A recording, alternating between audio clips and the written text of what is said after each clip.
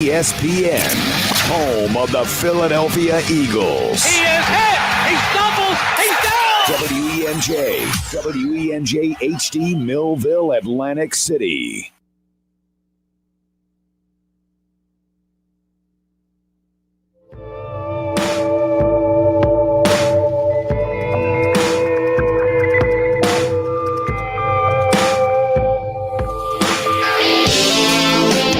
Hennig filling in for Mike Gill. Happy Monday to everyone. Hope you all had a great weekend.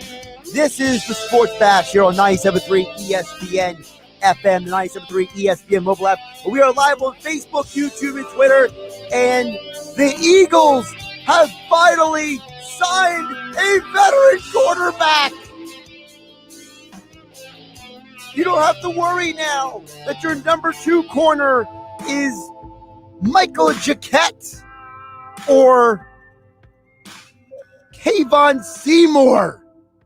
No, Steven Nelson has signed with the Eagles in the last 24 hours. We will get to that. We will also get to, during the show today, the Phillies split their series 2-2 with the Atlanta Braves, plus the latest Deshaun Watson news. It means something for the Eagles. Yes. We've heard for months now the Eagles are one of the teams interested in Deshaun Watson. The latest news this morning will have an impact on that. Plus, the Philadelphia Flyers have made 4 trades in a 7-day span. And as I said on Saturday here on 97.3 ESPN, trading Jake Voracek is more than the icing on the cake. That is the lock, sealed, and delivered sign that Chuck Fletcher and the Flyers are not messing around. So we got a lot to get to here on the Sports Bash. 4 hours to do it. Josh Hennig filling in for Mike Gill. Glad to have you guys on board. The text board is open, as always, at 609-403-0973. 609-403-0973. And, of course, we are live on Facebook, YouTube, and Twitter. You can join the conversation. Just jump in the stream down below here on 97.3 ESPN. Plus, you can chime in through the 97.3 ESPN mobile app. It's free thanks to First Bank of Sea Isle City. You can send a message through the app as well. So you can text us. You can message us through the app. You can jump on the stream. Whatever way you want to get a hold of us, we have a plethora of ways for you to join the conversation here on 97.3 ESPN. Plus, we got a loaded lineup today. Mike McGarry from the Press of Atlantic City will join us at 2:40 p.m. as he always does on a Monday on the Sports Bash. Flyers insider Kevin Durso has been producing a storm of content over at 97.3 ESPN.com and the 97.3 ESPN mobile app. You can check in with him on all the details of the Flyers of the last several days. He will join us to give us the latest as the Flyers make another transaction, not a trade, a signing though, today. So Chuck Fletcher staying busy. Football at 4 with Geoff Mosher. The Inside the Birds podcast dropped this morning. Steven Nelson signs. What does that mean for the Eagles? Go get Jeff's perspective coming up at 4 p.m.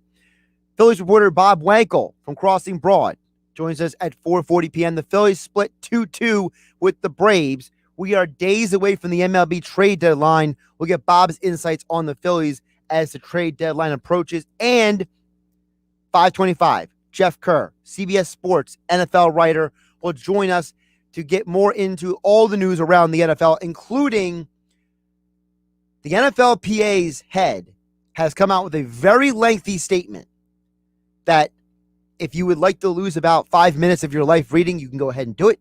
But basically the summary is everything the NFL said in their memo last week, ignore it.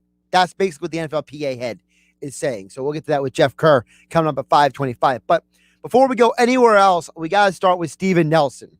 The Philadelphia Eagles have now shown you again this offseason that this organization is not just accepting the talent they have anymore. And the further we get removed from the Doug Peterson era, the more I'm starting to believe that Doug Peterson and his coaching staff is what was holding this organization back in some ways. And here's why. I don't think it's a coincidence in any form or sense. I don't think it's happenstance. I don't think it's just randomness that during the Doug Peterson era, the organization was, for lack of a better term, stuck with these veterans left and right. They refused to upgrade the roster with obvious needs. Me, you listening, all of us who watch Eagles games, even you Giants, Steeler, Cowboy, Washington fans, whatever team you're a fan of, even you could look at the Eagles and be like, well, they need XYZ every offseason. And the only people who didn't get it was the Eagles themselves.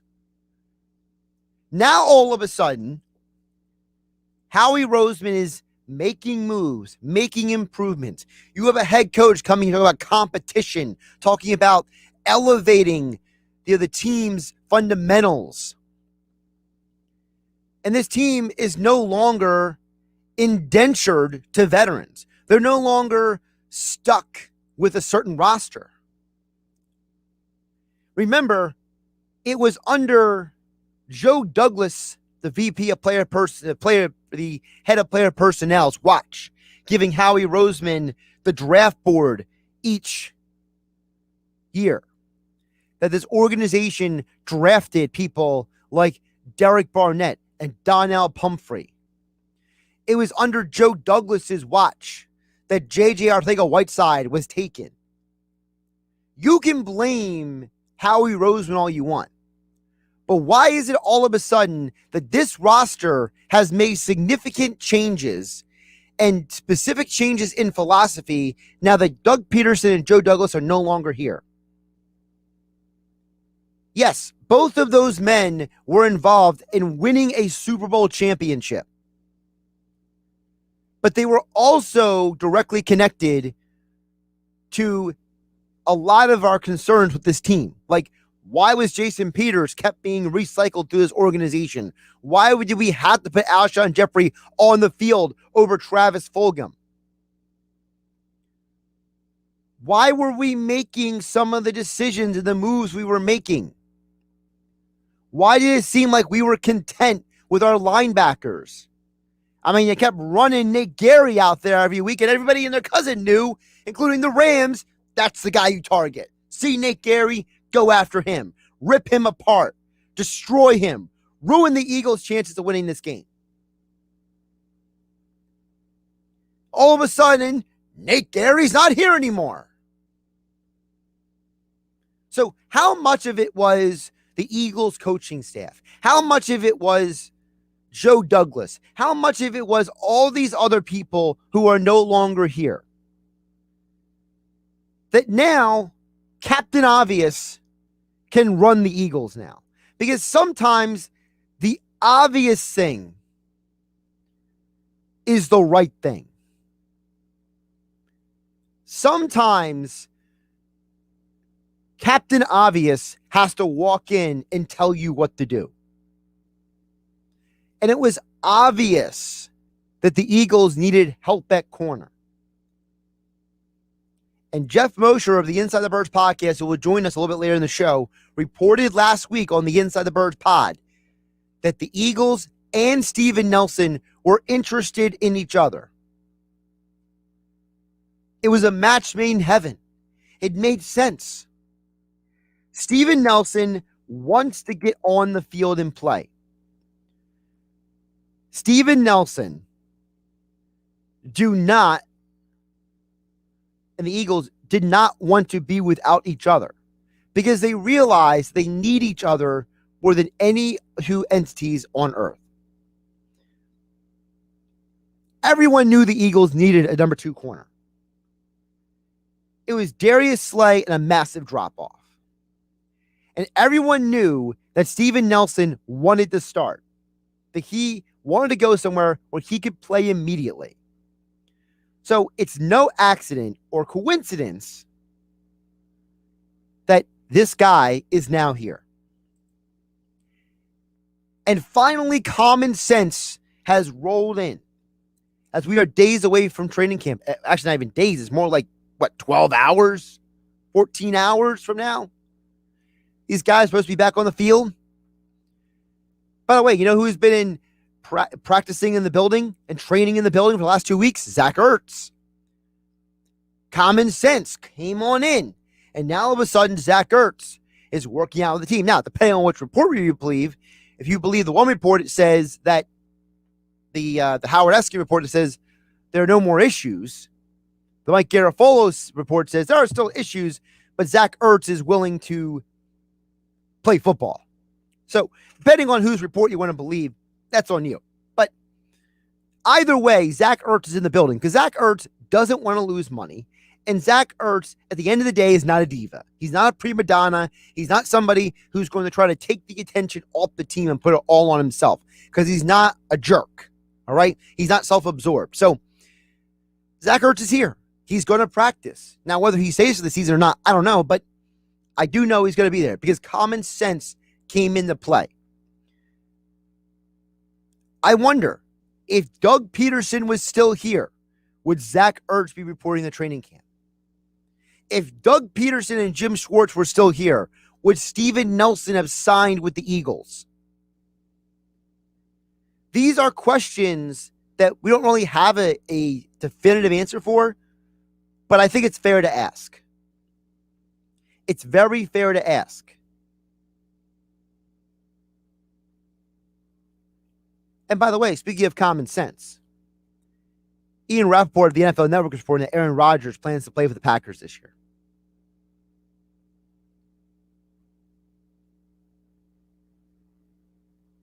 Okay, that's different. According to Brian Gutekunst, he told the shareholders, the Packers shareholders meeting today, they've been working tirelessly with Aaron and his representatives to resolve the issues. And they were hopeful for a positive resolution. So we'll find out if these reports are real or not. If you want to believe Devontae Adams' Instagram, he's got the last dance out there saying this is the last run back for him and Aaron. Maybe. We'll find out. But there's some common sense there. Just like there's common sense for Deshaun Watson not to take a $50,000 fine each day and show up for training camp, even though he wants to be treated ASAP. Josh Hennig here, filling in for Mike Gill here on the Sports Bash on 97.3 ESPN. 97.3 ESPN mobile app. We are live on Facebook, YouTube, and Twitter, where you can watch the show, join the conversation. Text board is open. 609-403-0973 is the text board. 609-403-0973. Now, I mentioned I get to this Deshaun Watson stuff. So, the first report I saw was from Chris Mortensen this morning, and then later by Tom Pelissero. So, I don't know who actually had it first, but that's the order at least I saw it come in. All right? And the report basically is that the Texans are looking for 5 assets in return for Deshaun Watson. Now, if you were to blend Pelissero and Mortensen's reports together, the Texans want a minimum of 3 first-round picks and then other players in return for Watson. According to reports, Watson has showed up for camp respectful, not making any issues in the building. But according to Pelissero, Mortensen, and Rappaport are all reporting that Deshaun Watson is on the trading block. And it's going to take at least 3 first-round picks and players to get him. Now, the Chris Mortensen report specifically said 5 high picks and players in return. So again, if you combine the 2 reports, we're assuming it's going to take 3 first-round picks and 2 players. And the reason why this has an impact on the Philadelphia Eagles is because when you look at what the Eagles can offer, the Eagles have the first-round picks to offer. Remember, they're going to have at least 2 first-rounders next year, potentially 3 if the Carson Wentz pick conveys. So we know that this organization has the ammunition, and they don't all have to be 2022 first-round picks. There's no report that says they all have to be 2022. What if it's a 2022, a 2023, and a 2024 first-round pick? That could happen. I'm not going to rule it out. That's for sure. But the problem is, at the end of the day, we don't know what's going on with Deshaun Watson's off-the-field issues. Those 22 civil suits are still out there. So if you're an NFL team like the Eagles, do you really want to trade for a guy who does not have his legal issues off the field figured out? At any point in time, the NFL could turn around and just put him on the commissioner's list and take him out, basically.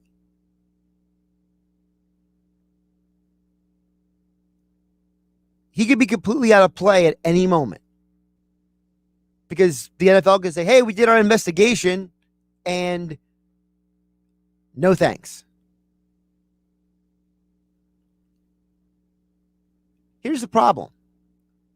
I can't guarantee that Deshaun Watson's going to play this year. I can't guarantee Deshaun Watson's not going to play this year. I don't know.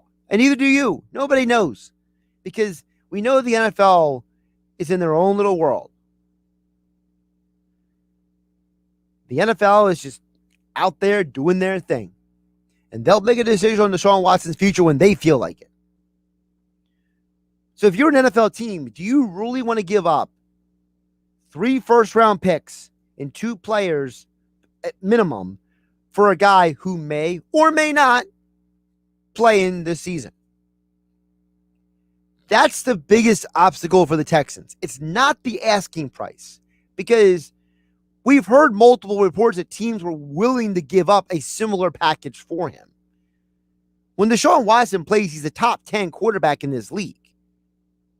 So if you are the Eagles, or you are, let's say, the Dolphins, or you are, let's say, the Denver Broncos, okay, or you are fill-in-the-blank team that could definitely be interested in having a quarterback upgrade, and there's plenty of them out there, I ask you, are you willing to give up all those picks and all those assets for a guy that you don't know is going to play this year or not? And my answer to that is I can't. And if I'm an NFL team, I'm telling the Houston Texans, look, I'm willing to give you what you're asking for if I have guarantees this guy is going to play this year. Because the NFL, as of July 26th at 2:18 p.m. Eastern Standard Time, has not come out with any decision on Deshaun Watson's future. There is nothing confirmed about his future. So I can't promise you if you trade for him, he's going to be there.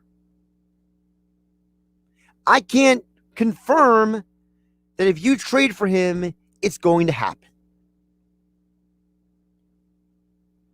Because there's always that possibility that a team could trade for Watson, whether it's the Eagles or somebody else, and Watson plays a few games, and then his legal issues come up again, and then the NFL decides to step in and basically suspend him indefinitely. Are you willing to take that risk if you are the Eagles, the Dolphins, the Broncos? Or are you willing to wait it out? Are you willing to put the phone down, not scratch the itch, and allow Deshaun Watson's entire situation to play out?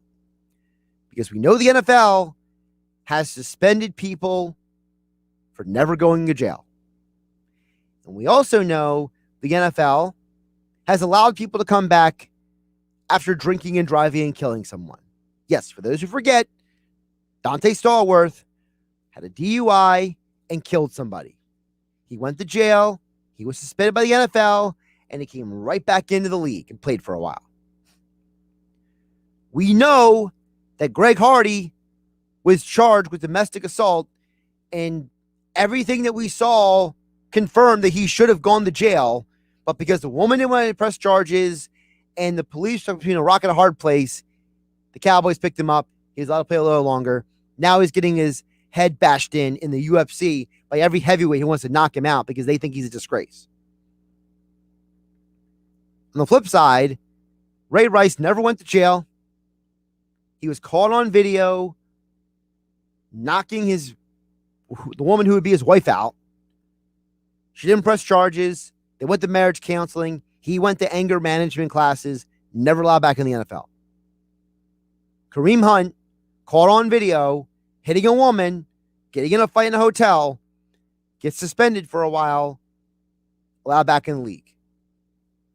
So I have no idea, based on the NFL's track record, what's going to happen to Deshaun Watson. Because a civil case, you don't have to be 100% guilty. You know, in a criminal court, you go in for a jury, the jury says guilty or not guilty, all of them have to vote that way. There can't, or there's a hung jury, and in the case has a whole notice of legal issues. In a civil case, it's just the majority of people or a judge has to decide if they think something happened. So the burden of evidence is so much less in the civil case. And if any one of these 22 women's cases against Deshaun Watson are ruled in their favor, the NFL is going to have to act. They're going to have to do something. What that something is, I don't know. But if I'm an NFL team, I can't live my life saying, well, you know, if something happens, we just lost 3 draft picks and 2 starters for our team. But for you, the Eagles, you got to ask the question, is it worth it? Josh Hennig here, filling in for Mike Gill, here on the Sports Bash on 97.3 ESPN FM. Don't forget, coming up on the show, Press Atlantic City's Mike McGarry at 2:40 p.m. Flyers insider Kevin Durso at 3:20. Football at 4 with Inside the Birds podcast co-host Geoff Mosher. Crossing Broad Phillies reporter Bob Wankel at 4:40. And CBS Sports NFL writer Jeff Kerr coming up at 5:25. And, of course, you guys can join the conversation as well. Text board is open, 609-403-0973. That is the text board, 609-403-0973. We're also live on Facebook, YouTube, Twitter. Join the conversation there as well. Sports Bash being brought to you by Matt Black Kia. Matt Black Kia, they want to get you approved today. That's Matt Black Kia on the Black Horse Pike, Egg Harbor Township. Visit them online at mattblackkia.com. Turn it on. Leave it on.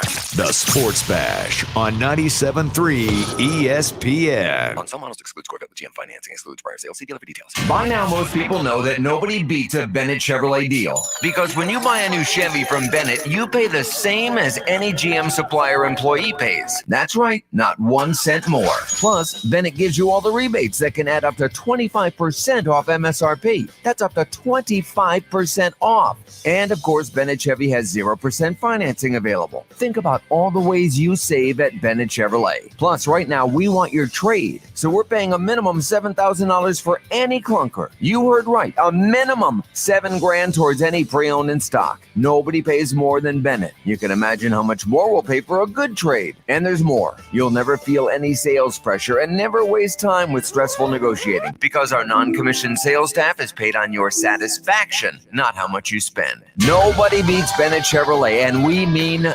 nobody. Find your roads at Bennett Chevy, Egg Harbor Township, and BennettChevy.com.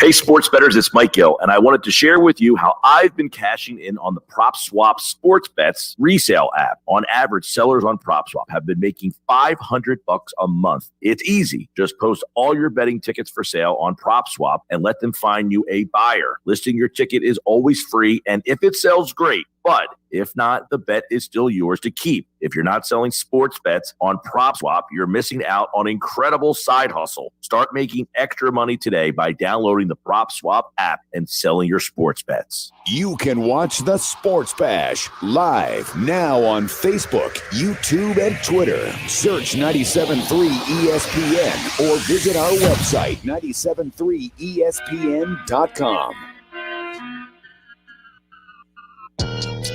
Josh Hennig filling in for Mike Gill here on the Sports Bash on 97.3 ESPN FM, 97.3 ESPN mobile app. We are live on Facebook, YouTube, and Twitter, where you can join the conversation at 973 ESPN, all the social media platforms. Also, text board is open, 609-403-0973. Sports Bash being brought to you by Indeed. With Indeed Instant Match, just sponsor a post and immediately receive a short list of quality candidates whose resumes on Indeed match your job description. Visit Indeed.com/credit for more details. That's Indeed.com/credit.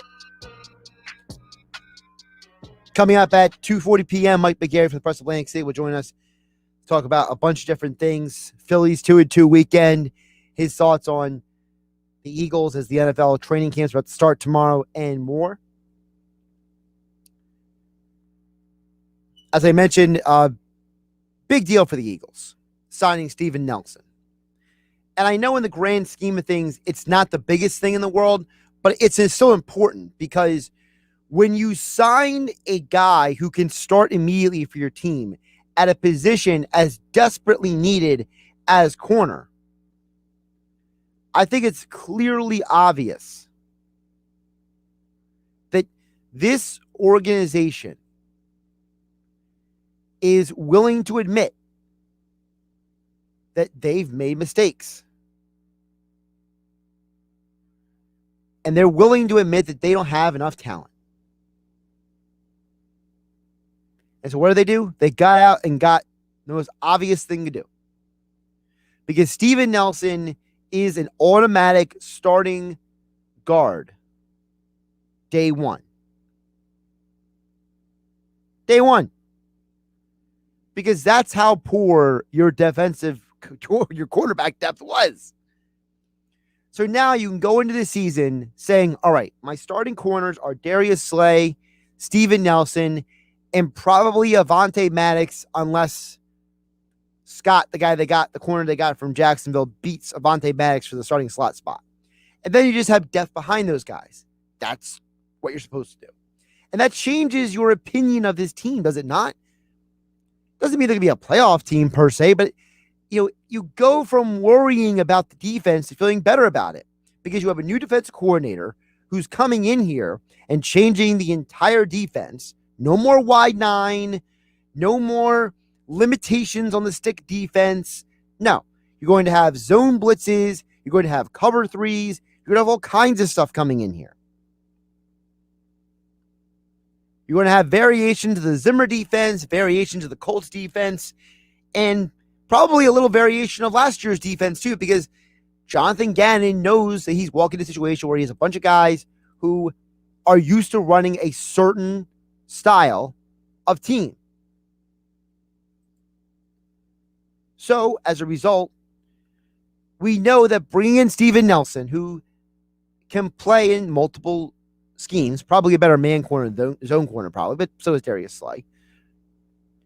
You know that bringing in Wilson, the linebacker, is going to improve your linebacker situation.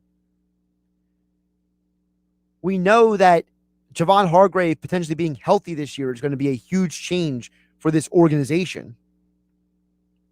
And on top of all of this, we know that anytime you have young players going from year 1 to year 2, there's always going to be some sort of improvement. So I expect some sort of growth from Kayvon Wallace and Davion Taylor and potentially even Sean Bradley, considering the fact that none of those young guys, when they were rookies last year, they had no offseason training activities. They had no mini camp. They had no preseason. Now, you gave them an offseason training. You gave them OTAs. Now you're giving them another training camp. Now you're giving them another preseason, a preseason they didn't have last year. So now you're giving them triple of what they had last year in terms of development. So I expect some of these young guys on defense to have some sort of growth. So don't be surprised if this defense is actually better than a lot of people expect. And again, I'm not telling you this is a 10-win team, but I'm telling you this is not a 4-win team. This team had so many injuries last year. They had so much poor depth last year behind the injured guys that they had. That they had to make changes. They had to make movement. They had to do something. The part of doing something is also being patient. And by the way, the patience goes for the offense as well. Jalen Reagor did not have OTAs last year. He didn't have a preseason. He was injured part of the year. Don't you think he's going to have improvement too? There's going to be growth for these rookies. There's going to be growth for this team.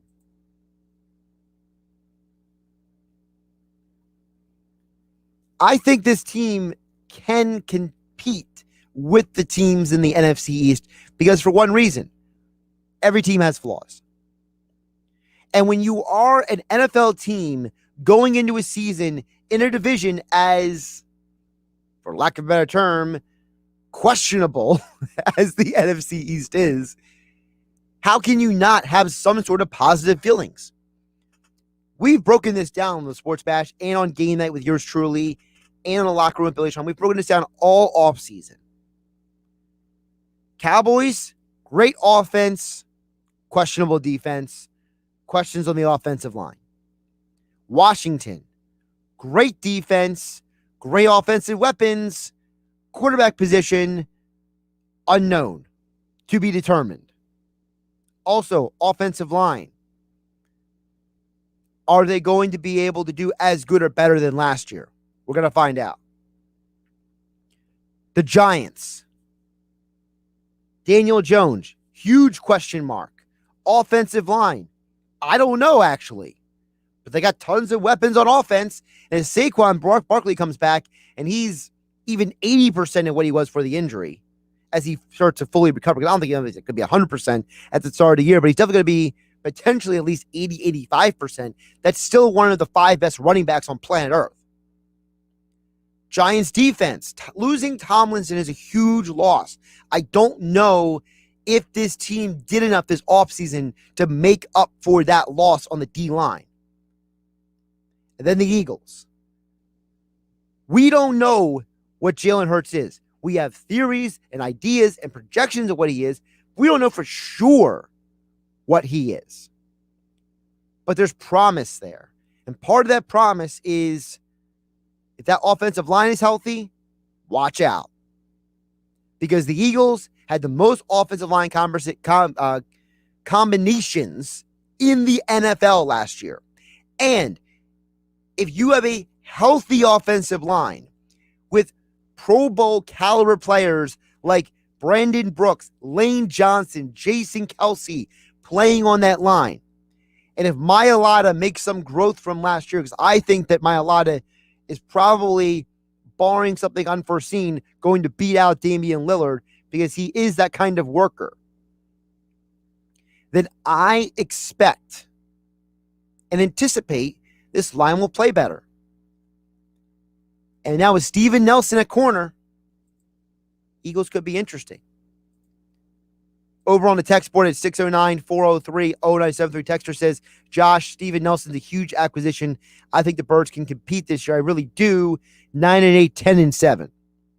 Here's the thing, texter, and I appreciate you chiming me in at 609-403-0973.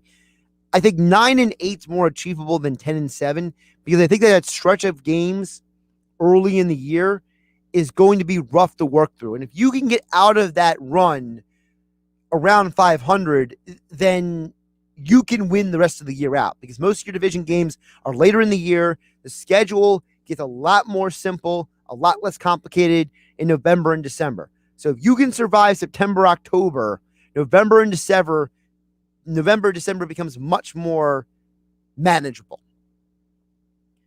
All right, coming up next, we'll be talking with Press of Atlantic City's Mike McGarry. Phillies went 2-2 this weekend.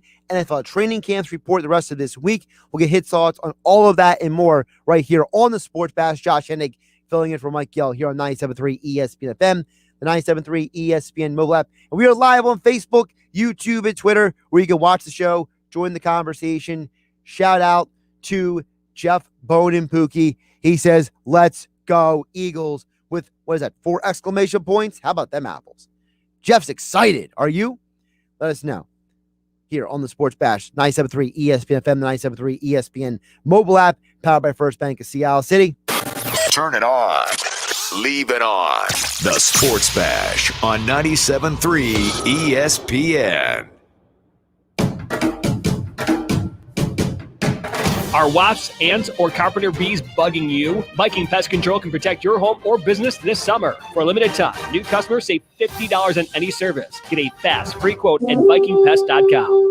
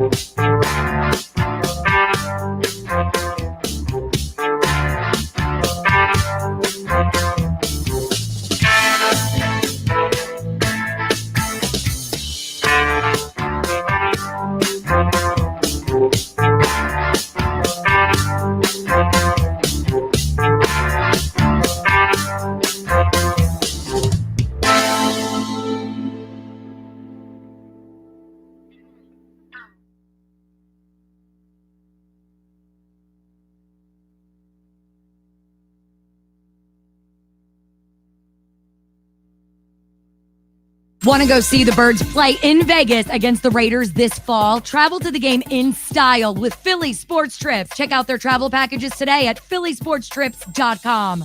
Now, back to the Sports Bash on 97.3 ESPN. Josh Hennig here, filling in for Mike Gill on the Sports Bash, a Monday edition of the show on 97.3 ESPN. And, of course, joining the Sports Bash every Monday, Wednesday, and Friday, Mike McGarry from the Press of Atlantic City, as he joins us live from the ballpark, actually, as the Phillies split 2-2 over the weekend. And, of course, we know that the Eagles are reporting. Check out Mike McGarry's 5 questions for the Philadelphia Eagles season over at the Press of Atlantic City. And he joins us right now here on 97.3 ESPN. Mike, how you doing today? Hey, Josh, I'm doing well. How about yourself? I'm doing pretty good, but I got to start with the Phillies, honestly, because, even though the Eagles made the big signing of Steven Nelson, this Phillies team, Mike, is frankly a little confusing because on one hand, it's like, all right, we know that they are in contention, and splitting with the Braves feels like a consolation prize, not really an actual win for this team. Yeah, it seems like day to day how you feel about them changes, right? I mean, Saturday night they get blown out by the Braves, and you're like, they might never win another game again. And then yesterday, Aaron Nola goes to the mound, comes within 1 out of throwing a shutout. And you're like, well, maybe they can get to the playoffs. So they are kind of a schizophrenic group, and this is a big stretch here, obviously leading to the trade deadline on Friday. The Mets have 5 games with the Braves, including a doubleheader today, and the Phillies with 4 with the Nationals here at Citizens Bank leading into Friday. So this is a big stretch here, and we'll see how it unfolds over the next couple of days. Talk about how important it was for this team to get that performance out of Nola, a guy who's had a up and down year this year. This guy was the opening day starter. This guy is supposed to be one of your best pitchers. He'd been pitching rough, and then yesterday he finally came out there, was firing on all cylinders. Yeah, one of the things Dave Dombrowski said on Saturday, right, was that the Phillies were going to be buyers and not sellers. But what he also said, and I thought was pretty key, was he said one way for the Phillies to make the postseason for the first time since 2011 is for the players on the current roster to play better the final 60-something games of the season. And one of the guys he named in specifically was he thought Aaron Nola could pitch better than he had the first half of the season. Now, it's an honest question to say, could Nola have pitched much worse? Before yesterday, in his 5 starts, he had an ERA of close to 8. Yesterday was the Aaron Nola that we kind of expect to see, and the Aaron Nola that the Phillies are going to have to get over the final 10 starts of the season if they are to make the postseason. And I think that's a great point. Every time this week we're focused on what are the Phillies, what are they looking for? A starter in the back end of the rotation, bullpen help. Well, how about their top players, the Aaron Nolas, the Bryce Harpers, the JT Realmutos, the Zach Wheelers? How about they get hot at the same time and spur this team on? That you've probably got a better chance of that happening and making the postseason of bringing in a guy who's going to, change the team chemistry and get you to the postseason. Mike, with days to go before the deadline, we've already seen some moves being made. And Dombrowski has said, like you said, multiple times. He said it Saturday. He said it in multiple media outlets. We're going to be buyers. So what do you think the holdup is? Is he letting the market play out? Are they letting the prices come down for some of these guys? What do you think is going on here with the Phillies? Well, I think they're searching for the right fit, right? He said they were going to be buyers, but how big of buyers they are remains to be seen. He also said they're not going to trade elite prospects for a rental. And I know that, the next question out of people's minds, out of mouths, is do the Phillies even have any elite prospects to trade? But I think he's looking for back end of the rotation help. I think he's looking for bullpen help. I think they're looking for the type of pitcher, starting pitcher that the Mets picked up in Rich Hill. The Mets got Rich Hill from Tampa. He throws 5 innings yesterday, gives up 3 runs, gives them a chance to win the game. The Mets win the game. You look at the back end of the Phillies rotation. Vinny Velasquez gets shelled on Saturday night. Matt Moore gets shelled on Thursday. The Phillies never really had a shot in either game. So I think what the Phillies are looking for is starting pitching that can give them a chance to win every night at the back end of that rotation. And also, obviously, they're looking for bullpen help because Ranger Suarez has been impressive, but I'm not entirely sold on him saving a big game in September. Mike McGarry joining us here on the Sports Bash on 97.3 ESPN at AC Press McGarry on Twitter. Check out all of his work over at the Press of Atlantic City.com, including his 5 questions for the Philadelphia Eagles. Mike, before we get to the Eagles, one more on the Phillies. I wanted to ask you, when you look at this team, how many moves is enough moves? Like if they make, let's say they add a bullpen arm, but don't add anything else, or if they add something that's not a bullpen arm, or what combination of things do you think would satisfy you as looking at this team, observing and say, if they get at least this, they can go places? They have to upgrade the back end of that starting rotation without a doubt. I think they cannot rely on Matt Moore and Vinny Velasquez the rest of the season. So they have to upgrade the back end of the starting rotation. At least acquire somebody who gives them a chance to win the game, who's not down 7-2 in the third inning. I think it's a big start for Spencer Howard tonight. He pitched 3 shutout innings against the Yankees in his last outing. Let's see what he does against Washington. Is he a guy who can fit in and give you 4, maybe God forbid 5 innings as the season progresses? But the back end of the starting rotation definitely needs to be upgraded. And then I think you need some bullpen help. If you could get an established closer, that would be great. But if not, if you could get some bullpen help to kind of help you through the 7th and 8th innings and maybe occasionally fill in that 9th inning, I also think that's key for the Phillies too. Mike, let's flip it over to the Eagles because the Eagles signed Steven Nelson over the weekend, and that leans right into one of your questions in your 5 questions for the Eagles season over at the Press of Atlantic City. What kind of defense will the Eagles run? And I don't know if Steven Nelson's signing really even answers that question because Jonathan Gannon's never been a defensive coordinator. We're assuming he's taking things from Zimmer and Eberflus and all the guys he's worked with. But even Gannon himself said that he doesn't really have a scheme. He's going to do things maybe a little different than we expect. So, adding Steven Nelson is necessary. But your question, what kind of defense will the Eagles run? I don't know if we'll even have an answer until week 1 of the season. Yeah, what Coach Gannon said in his Zoom was he's going to look at the talent that he has and put them in the best possible positions to succeed, which, sounds like a sound strategy to me. I think we've all been frustrated over the past couple of years with the Jim Schwartz defense, kind of being conservative, not applying a lot of pressure to the quarterbacks. You got a feeling, considering the people that Gannon learned under, that will change. And I think it's kind of imperative. I think if you play defense in the NFL today, obviously it's about keeping teams out of the end zone. But what is it really about? You're not going to shut teams out in the NFL on a weekend and week out basis. You're not winning the games 3-0 or 7-0. So what do you want out of your defense? You want a defense that pressures quarterbacks, and you want a defense that forces turnovers. The Eagles did not do it last year at all. If Gannon can put his scheme in that results in more interceptions, fumble recoveries, big plays on defense, and results in more pressure on the quarterback, I think that's the way to go. And I think most Eagles fans would welcome that after kind of watching, the Jim Schwartz defenses of the past couple of years. Mike, how much it also is the fact that this team added Nelson, added the linebacker Wilson, added Anthony Harris to the secondary? How much of this team also getting better defensively is not just the change of the coordinator, but also the type of players that they are bringing in? Yeah, they added Kerrigan also, too, right? He's another guy they added, who might be addition by a double addition there, rather, because he used to kill the Eagles or torture the Eagles when he played for Washington, right? So that's another big addition there. I think, again, I think they've added some players who can play that aggressive style of defense. And I think in today's NFL, it's imperative that you take the ball away, give your offense some short fields, score some touchdowns yourself, really make those momentum-changing plays, either by sacking the quarterback or forcing the quarterback into some turnovers. And the Eagles just did not do that nearly enough last year. And I think that a more aggressive defense is what Gannon has done in the past, in the places he's done in the past, and the people he's worked under. That's the way they've kind of leaned. On the offensive side, one of your questions was about the left tackle, and I'll expand it, Mike.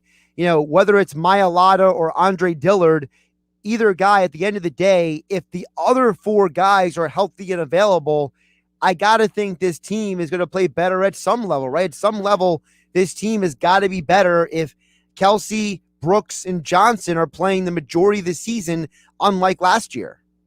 Yeah, absolutely. That's a big key. But one of the reasons why I think, I know some people are wildly optimistic about the Eagles, why I come down in the 6 to 7 win range this year is, and I agree with you 100%. If that offensive line is healthy, they're going to be a better football team than they were last year when they won 4 games. But what makes us think that offensive line is going to be healthy? When's the last time that offensive line was completely healthy through a season?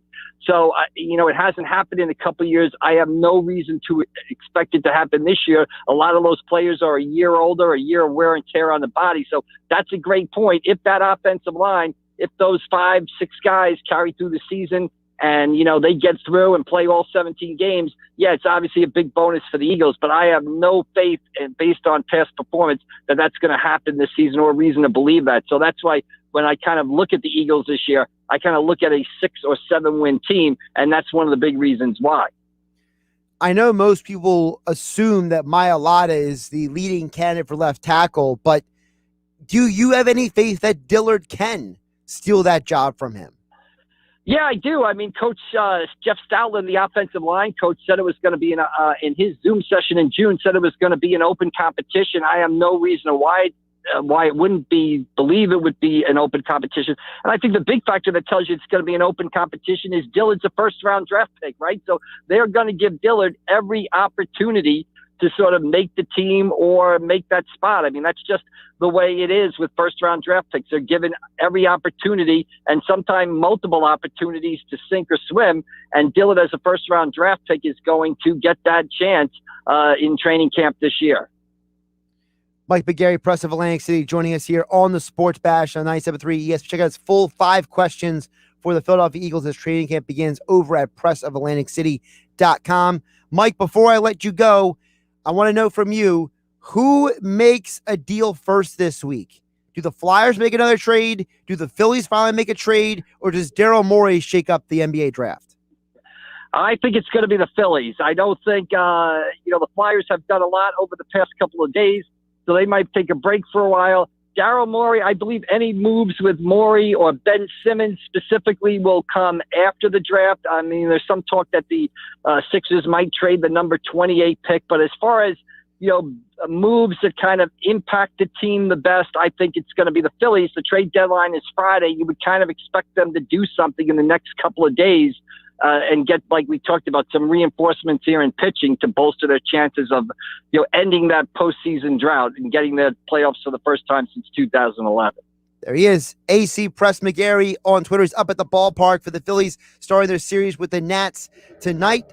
And, of course, he joins us every Monday, Wednesday, and Friday here on the Sports Bash. Mike, enjoy the game tonight, and we believe Mike Gill will be back by Wednesday because his team is currently in the semifinals.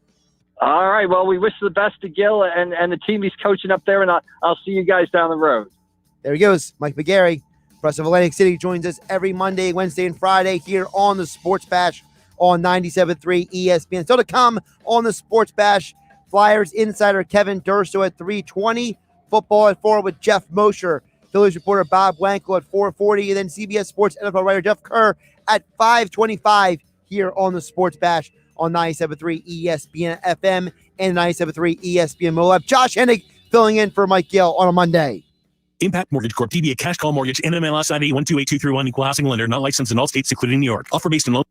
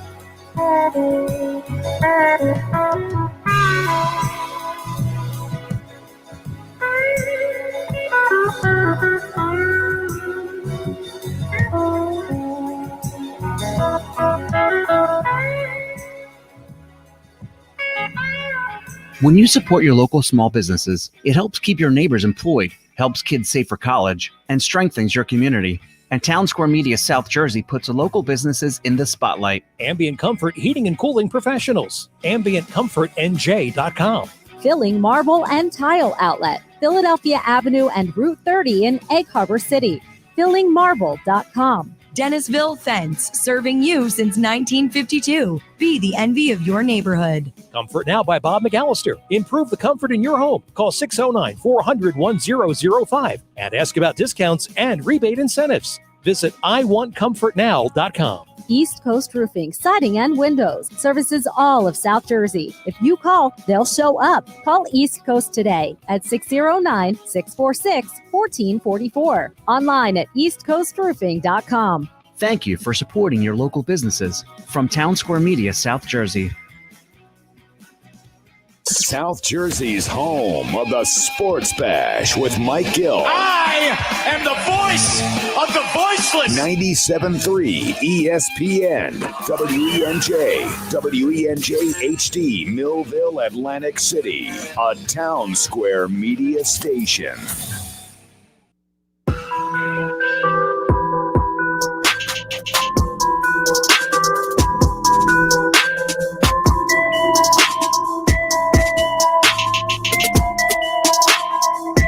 Josh Hennig filling in for Mike Gill here on a Monday show on 97.3 ESPN FM, the 97.3 ESPN mobile app. We're live on Facebook, YouTube, where you can watch the show, enjoy the conversation.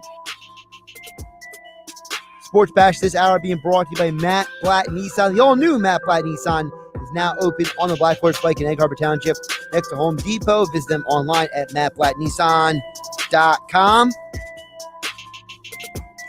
Text board is open as always, 609-403-0973. Also comment on the stream, join the conversation. Flyers, another busy last few days. Kevin Durso will cover all of the Jake Voracek trade, the other transaction the Flyers made earlier today. All of that and more still to come here on the Sports Bash with 97.3 ESPN. Football at 4 with Geoff Mosher. More on the Phillies with Bob Wankel from Crossing Broad at 4:40 p.m. and CBS Sports NFL writer Jeff Kerr at 5:25. As we are less than a day from the Eagles training camp starting, I'm excited. I don't know about what anybody else is feeling, but I can't wait for football to be here. I was talking with my buddy Andy McNamara from Sportsnet over the weekend, and here on the on 97.3 ESPN on Sports Bash Saturday. And I was saying, listen, man, I'm so happy football is here because for me, at least, the Olympics are not filling a sports void for me. I don't know if you guys saw, but the Olympic viewership is down for the lowest it's been in 33 years. Okay. And I don't think it's just because of the year off or I just think people just don't care that much about the Olympics this time around. I think that there is a genuine disinterest in the Olympics. And to say that it's the least viewed Olympics so far since 1988. I mean, where were you in 1988? That's a long time. That's a long run for the Olympics to have that much viewership. And I know I'm one of the people who's just disinterested. And part of my disinterest is the fact that, you know what? One, I can't wait for football. Two, I'm sitting on the edge of my seat going nuts over the Phillies.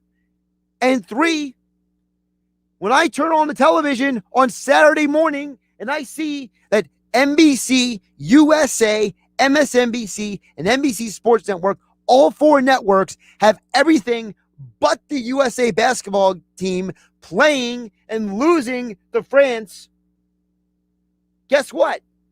I don't want to watch the Olympics except for the sports that I want to watch. Maybe you guys feel differently out there. 609-403-0973. But unless it's a sport that I am already invested in, when I flip on the TV, I don't care about water polo and doubles tennis and men's beach volleyball. Don't care. Give me the sports I want to watch. If you can't do that, then you know what? People like me are a part of those group of people who are not watching the Olympics. So give me my NFL. Give me my trade deadline fiasco. You're not going to put the men's basketball team losing to France on Sunday on television, and you're going to put men's beach volleyball on. I'm out. I mean, NBC just can't get anything right now, right? The only thing they've done right is bring in some big names like Maria Taylor and Kenny Mayne to be a part of their broadcasting teams. They're losing NBC Sports Network by the end of the year. They couldn't keep hockey on their network. And they can't even put the men's basketball game on television. Sorry, NBC. I don't care about water polo. When the men's basketball Olympic team for the United States is losing to France in the fourth quarter. Give me what the people want. I mean, what imbeciles. All right, let's get some of you guys. 609-403-0973 is the text board. Also, we are live on Facebook, YouTube, and Twitter. We've talked about the Phillies splitting their series 2-2, heading into their series with the Nationals. Eagles signed Steven Nelson. They're preparing for training camp to report tomorrow. And, of course, Deshaun Watson is in camp with the Texans to avoid that $50,000 fine every day, but he is still intent on his trade request. And, of course, his quarterback coach, Quincy Avery, who, by the way, is also the quarterback coach for Jalen Hurts, said over the weekend to Adam Schefter he expected Watson to be traded by now. The fact he hasn't been traded by now probably tells you something. Chris Mortensen came out this morning along with Tom Pelissero saying that the Texans want 5 assets in return. They would like to have 3 first-round picks and 2 starting players in return for Deshaun Watson. Now, with all that being said, we have a text here on the text board. I think it asks a great question. And I think this is a question that I don't know if I have an answer to, honestly, because the problem with the question is that we're not involved in some of these conversations. But the texter says at 609-403-0973, with a disgruntled Watson publicly wanting out and likely to be a real pain, doesn't that diminish the Texans' demands? I would think there are not many teams lining up to give 3 ones and players, plus when they want him out of the AFC. Well, first of all, I think the AFC one is easy. I think that the likelihood of him being traded in the AFC is less, unless an AFC team is willing to give up more than an NFC team. Because the problem right now is that both the Broncos and the Dolphins have shown, according to reports, way more interest in Deshaun Watson than the majority of NFC teams. Because look around the NFC, the Bears don't need a quarterback. The Packers claim they have the quarterback of the future in Jordan Love, and Aaron Rodgers are hoping reports for camp. Kirk Cousins is pretty entrenched in Minnesota, I would assume. Detroit just traded for Jared Goff, and I don't think they're going to trade Jared Goff for Deshaun Watson and shovel away all the draft picks they want to keep to rebuild that team. Or they might, who knows? I mean, if I was at Detroit, I would trade Goff for Watson in a heartbeat in some sort of deal and giving a bunch of draft picks. But apparently Detroit's all about biting knees and getting in fights and cutting WWE promos with Dan Campbell as their coach. And then you have the Eagles. If I was Washington, I would call Houston immediately. But apparently Washington is going through with their Ryan Fitzpatrick, Taylor Heineke situation. So that might get back to you, Texter, your question about, how many teams are actually lining up to give up all of those assets. I think there are way more teams right now that are less, concerned about the assets and Watson disgruntled than they are about the fact that when you have 22 civil suits out there and nothing has been resolved yet, and the NFL has a long history of inconsistent punishment when it comes to players and their off-the-field issues, to me, it's a bigger issue. I think that if all things were equal, Deshaun Watson, 3 ones and players isn't the craziest demand. I think the problem is, as I said in the first hour, here on 97.3 ESPN, Josh Hennig filling in for Mike Gill here on a Monday, the problem with the Texans is they're trying to trade a player that nobody knows if he will be playing this year. Look at the NFL's history. From Dante Stallworth to Ray Rice, to Greg Hardy, to Kareem Hunt. Throw in any player you want. The NFL has a long history of being very inconsistent and very reactionary in their decision-making when it comes to punishing players. Throw in there the Adrian Peterson situation a few years ago. Throw in whatever scenario, whatever situation you want. There's a long history of the NFL not being consistent in their punishments of off-the-field stuff, whether the person is tried in criminal court or not. Ray Rice never went to jail. Basically banned from the league. Dante Stallworth drinking and driving and killed somebody. He was allowed in the league a year later. I don't know what any of that means. Josh Brown committed the description of the domestic assault that Josh Brown, the kicker, committed was disturbing. He's never played in the NFL again. The details around Greg Hardy, he played another year in the NFL for the Cowboys. I don't know what the NFL is going to do with Deshaun Watson. Nobody does. And if I'm an NFL team, my bigger concern isn't the trade demand of the Texans. My bigger concern is I don't know if he's going to play. So, Texter, you're right. There is a diminishment on the Texans' demands. But it's not because of Watson being a pain or wanting out. It's because of the off-the-field stuff that we have no idea what's going on. We got this news about these 22 civil suits months ago. No resolution. We don't know if all of these cases are going to pan out for the accusers. We don't know if they're all going to get dismissed. We know that the burden of evidence in a civil case is much less than a criminal case. That's why O.J. Simpson, the first time he was tried for murder, was found innocent in the 90s. The civil case later, he was found guilty. And then when he did go to jail, it was for the most obvious crime caught on videotape in world history. And now O.J. Simpson is a celebrity on social media. So I have no idea what's going to happen with Deshaun Watson's civil case. And neither do these teams, because they're looking to Roger Goodell and the NFL, and they don't know what's going on. So the Texans and Deshaun Watson may want a divorce, but they may not get it because the NFL hasn't made a decision yet, putting everything in limbo, putting everybody in question. And you know what? To me, that's the biggest diminishment on the Texans' trade demands. They don't know what's going to happen. And even if you are a team like the Eagles, who would make that trade, they're just looking around like, you know what? I just don't care.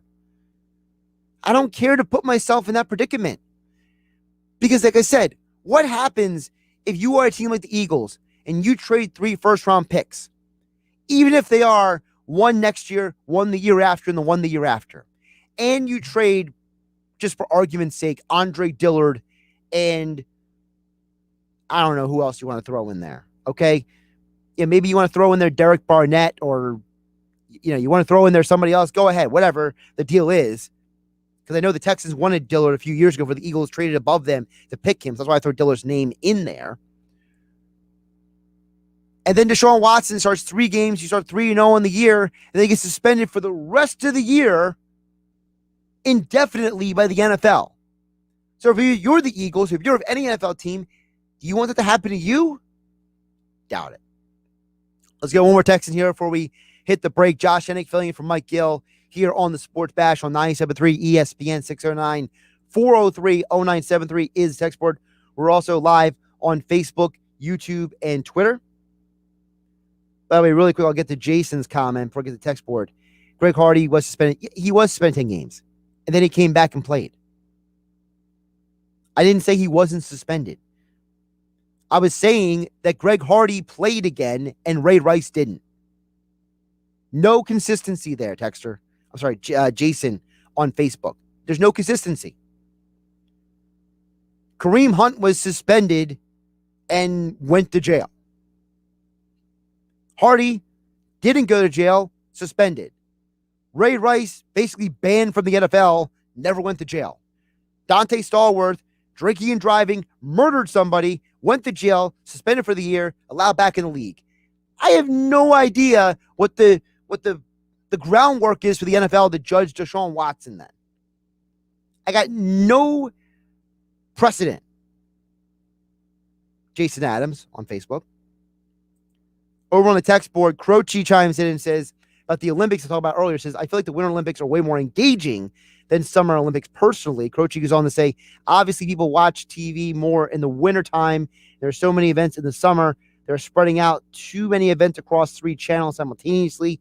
You can't get invested in a single event without missing another one that you are interested in. People want to be outside, especially now with going through COVID last summer. Croce, that's a great point.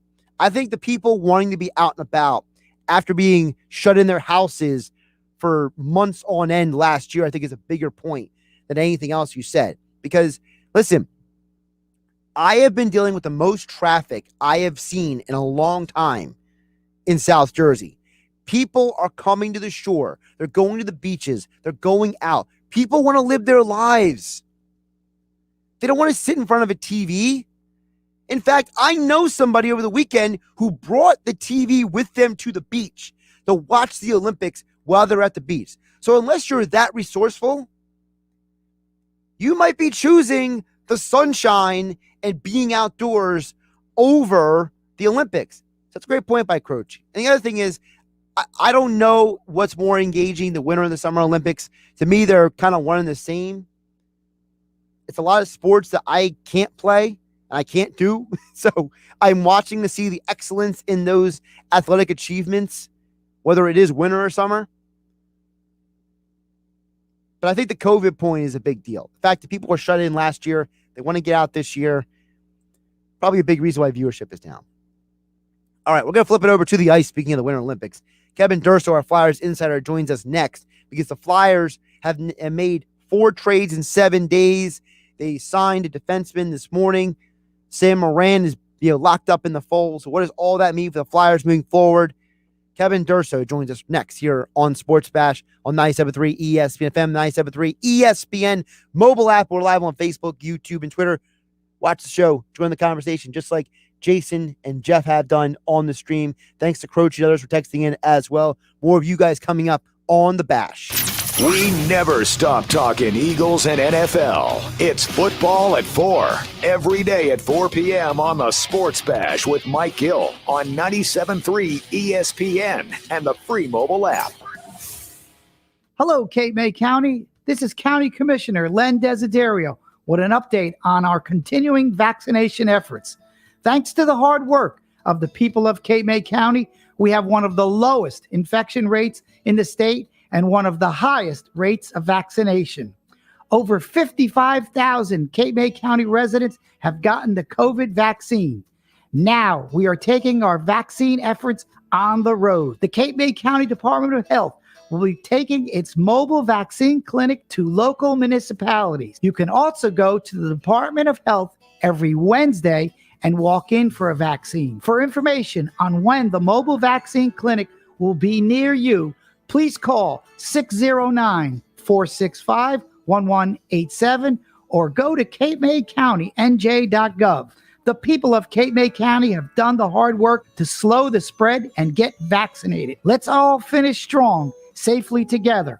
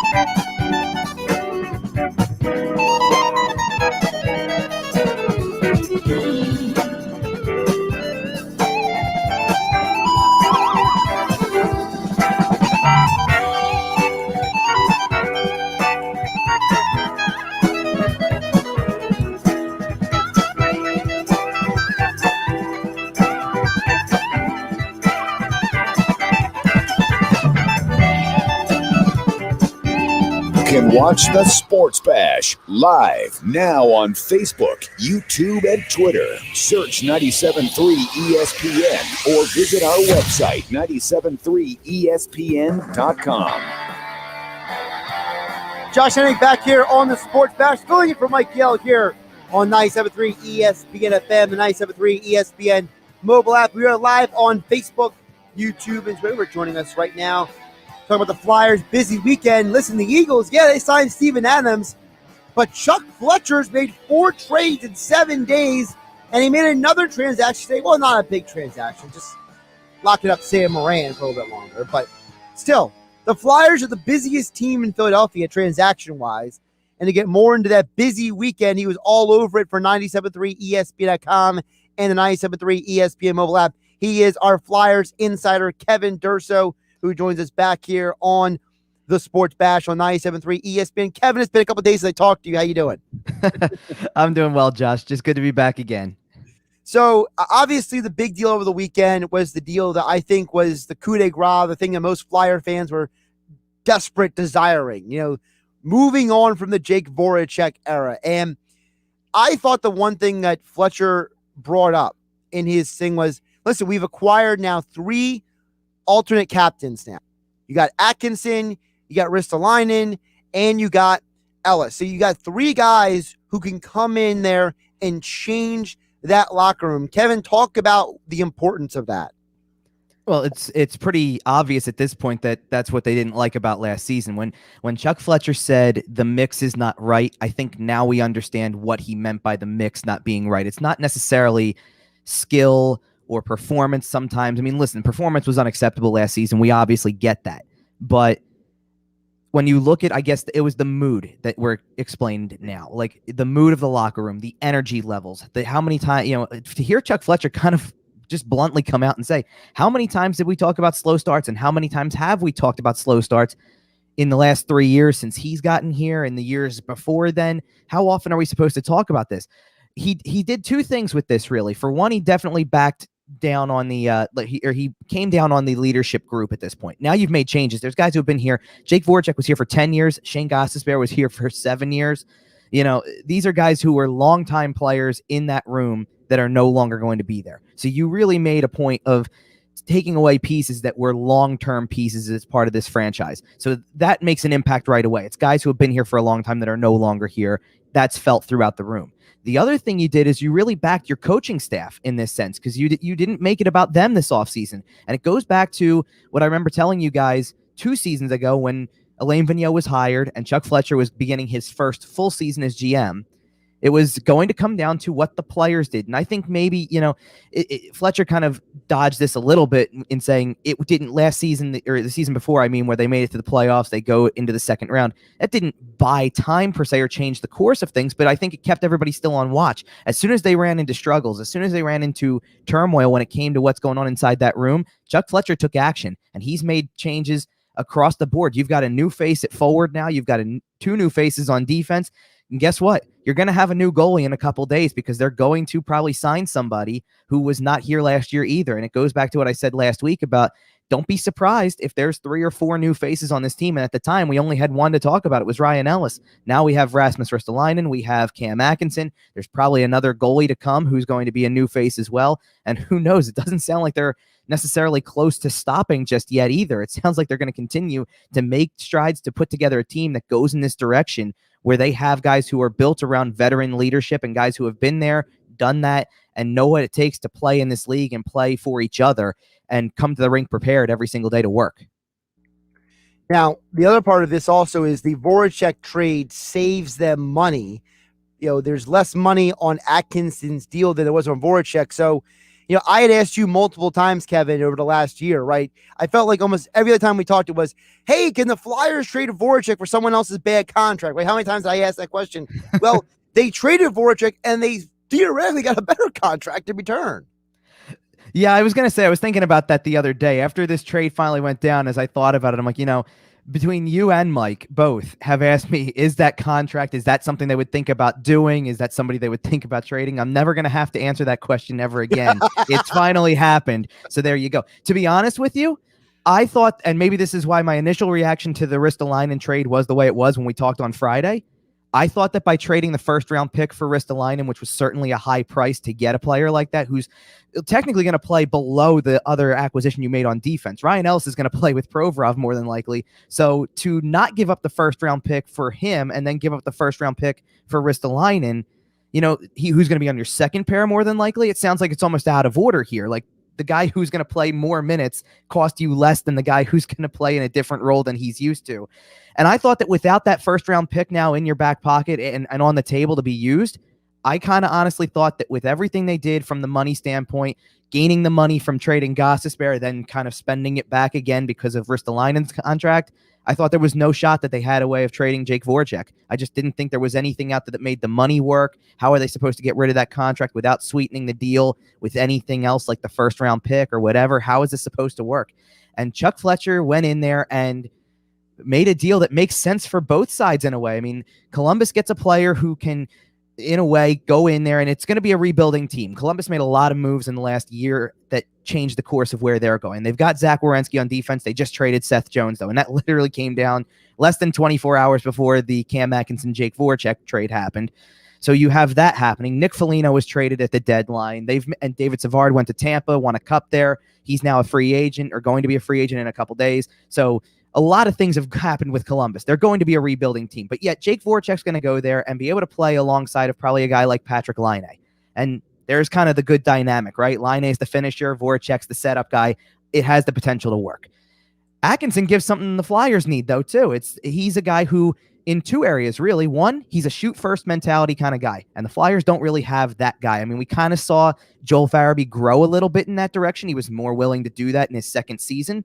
He needs to continue to grow that way, but this gives you a guy who I looked it up yesterday, actually. I think Cam Atkinson, 3 of the last 4 seasons, had more shots than any other Flyer on the roster at that time. So there you go. Like he would be leading the Flyers in shots in every season in 3 out of the last 4 seasons if he was a Flyer anyway. And now he actually is. So there you go. You get a guy who comes out and can definitely shoot the puck and score goals. You also get a guy who is a really, really good penalty killer. I mean, he really addresses an area that you needed help in and that struggled last season. He's really good in this spot.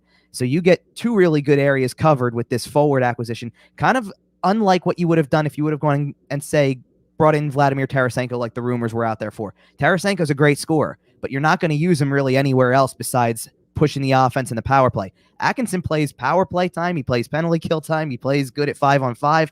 You've got a really good player here. And yes, he's had a little bit of a rough stretch over the last 2 years. I think last season, the reason he struggled was the team wasn't very good in Columbus either. The year before that, he dealt with some injuries. I think he's healthy, though. And man, I'll tell you, from Cam Atkinson's standpoint, it took less than 5 minutes on his press conference to see what his energy level's like. That's the way he plays, too. He doesn't take a shift off. He's very aggressive in his playing style, tenacious, and he's only 5'8", and people are going to think, geez, they got smaller. This guy plays as big, as anybody on the ice sometimes. He just is unwilling to, or is so willing to do anything. Nothing gets in his way. He really doesn't let anything get in his way, and I think you're going to get a guy whose attitude rubs off on the rest of the guys, too. I think you're going to get a guy who people are going to love this guy 2 games in, a game in, because of the fact that you're going to see his energy level on the ice, and he is a really hard worker, and that's going to have an effect on the rest of the team. A couple things to follow what you said. Number one, let's not forget, I mentioned this on he was wearing a Gritty shirt during his presser, right? Like he was already wearing like the Flyers stuff. Like he was already bought in. And second of all, you mentioned about the goals. Cam Atkinson has 4 seasons of scoring more goals in those seasons than Voracek ever scored in a year. Atkinson had a 41, a 35, a 27, and 24 goal-scoring seasons. The most goals that Voracek ever scored in a season was 23. So that's a huge jump from a guy who, like you said, he's a shoot-first guy to a guy who I guess his best weapon was being an assist man on the break at this point. Like, no offense to Voracek. I don't hate the guy, but I just think it was time to move on. And I think getting Atkinson is just a good change. And as you said, this team needs that kind of guy. And I could care less about this guy's size. It's the fight in the dog, not the size of the dog, right? It's the idea that are you going to go out there and play the game? And last year, there were a lot of times I wanted to throw something at the TV because the Flyers are sitting there just in this malaise on their faces, completely indifferent while they're losing games. Like, somebody get mad. Somebody get into it And I feel like now you have acquired 3 guys who would never, ever let that happen again.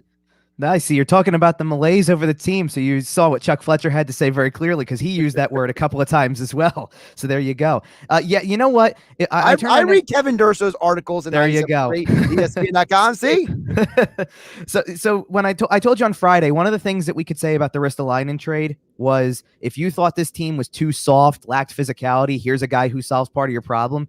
If you thought that this team was lazy and lifeless and didn't look like they wanted to be there, Cam Atkinson's going to solve your problem, because he's not going to let that happen. The way I've heard all 3 of these guys described, Ellis, Ristolainen, and Atkinson, they are caring but demanding teammates. So they know how to ask a lot of their teammates as leaders, but they also care about their teammates and want to do what they can to help as well. So this is what it sure sounds like. Everything comes back to leadership. It comes back to the way that the room was. It comes back to kind of, I guess, what happens also when you get into that snowball effect of it just continues to pile up. This team came out last season and had a good start in terms of results. They were winning games. They got off to I think a 7-3-1 start in the first 11 games or something like that. So they're doing well points wise. They're doing well win wise, but they're not doing it by the process as much. The process just didn't look as good. And you almost felt like you were lucky to win 7 out of 10 games to start the season or something of that sort. And then it caught up to you, because after you came back from a COVID pause and all that stuff, you weren't the same team, and then the struggles just piled up, and everything just continued to snowball from there. And you were, by the end of it, you were losing games 9-0, 8-3, 6-1, and it happened too often. And most of the time, by the end of the first period, you almost acted like you could tell they didn't want to be there. And to me, what was validating, or what I got out of Chuck Fletcher's press conference the most, was that after all of this, after sitting there talking about the mix isn't right, but kind of like not knowing what to do with it at the deadline and things like that, because the deadline's hard. In season is really hard to make adjustments like this. This is what the off season's for.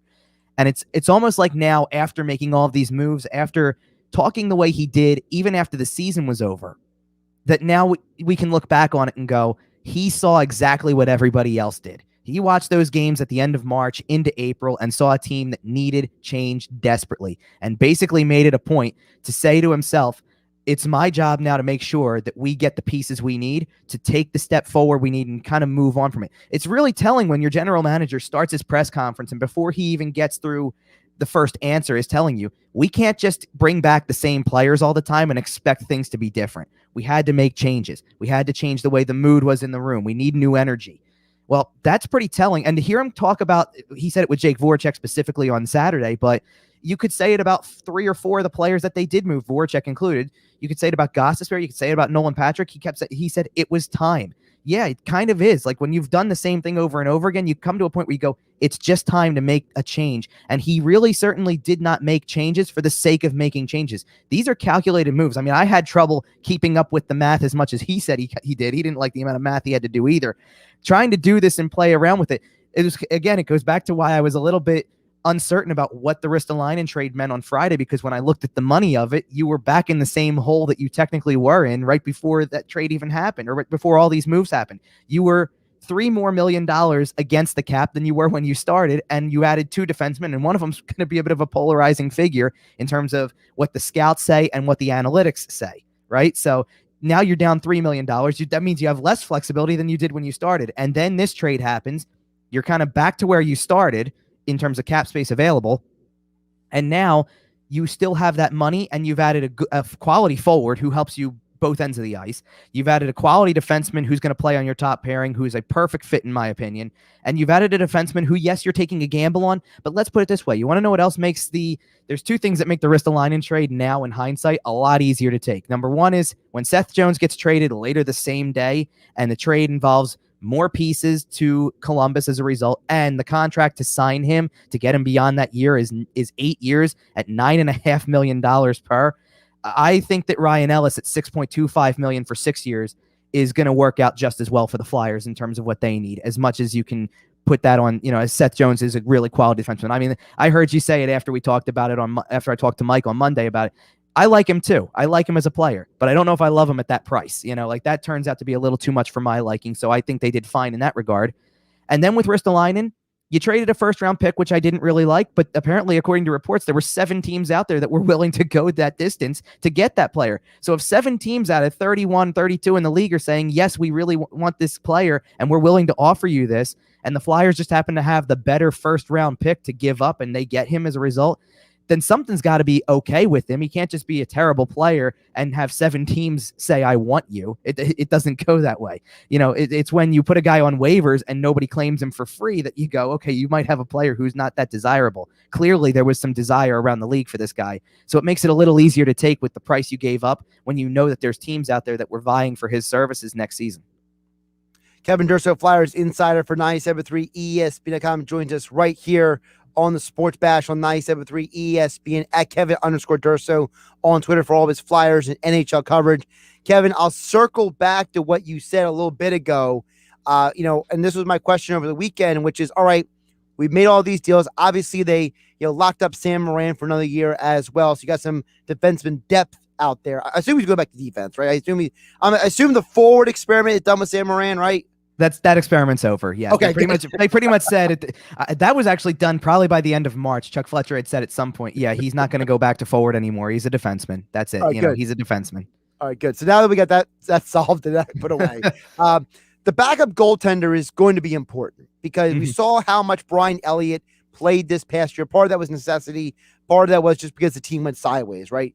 So we assume that in the NHL today, unless your name is Carey Price or Vasilevsky, you're not going to go out there and play almost every game. So if Carter Hart plays 70% of the games, someone's got to play the other 30%. So whoever that 30 to 40% guy is going to be important. Absolutely. And Chuck Fletcher was on during the draft. He was on NHL Network and got asked a question regarding goalie usage and if Brian Elliott is still in the picture somehow. And he talked about how in a season like this, and certainly this is flexible because we don't completely know yet if the NHL is going to go to the Olympics in February or not. The schedule has been built as if they will, but we don't know it for sure. And there's an alternative schedule that will erase that gap if they do not go. But if they do go, you're going to play a lot of games leading up to. You're getting a 3-week pause, and then it's a mad dash to the finish with a lot of games in a short amount of time again, kind of like last season. So Fletcher basically said you're probably going to see a 50-30 split in starts when it comes to the goalies. So Carter Hart gets the 50, maybe 55 if he's on a roll. Someone's going to need to play 25 to 30 games, right, and need to be a starter. He never in that response, though, said Brian Elliott. So in my mind, Brian Elliott is as good as gone. He is not coming back. So they are going to go and look elsewhere to get another goalie.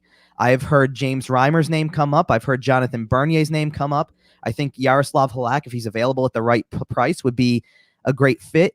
And don't rule out them doing something else because Braden Holtby's name comes up a lot now. And Braden Holtby's not a free agent. He would have to be acquired in a trade as well. So I don't know how they have much left to trade, but if they do, don't be surprised if they look at it. And Braden Holtby, by the way, would be a great fit here for Carter Hart because they've trained together. They've used similar training staff before. They have the same kind of mentality in terms of how they approach the game. So it would be a really strong mentor for him to continue to come back, especially to come back from some of the struggles he had as well. So that would be great if they could do that.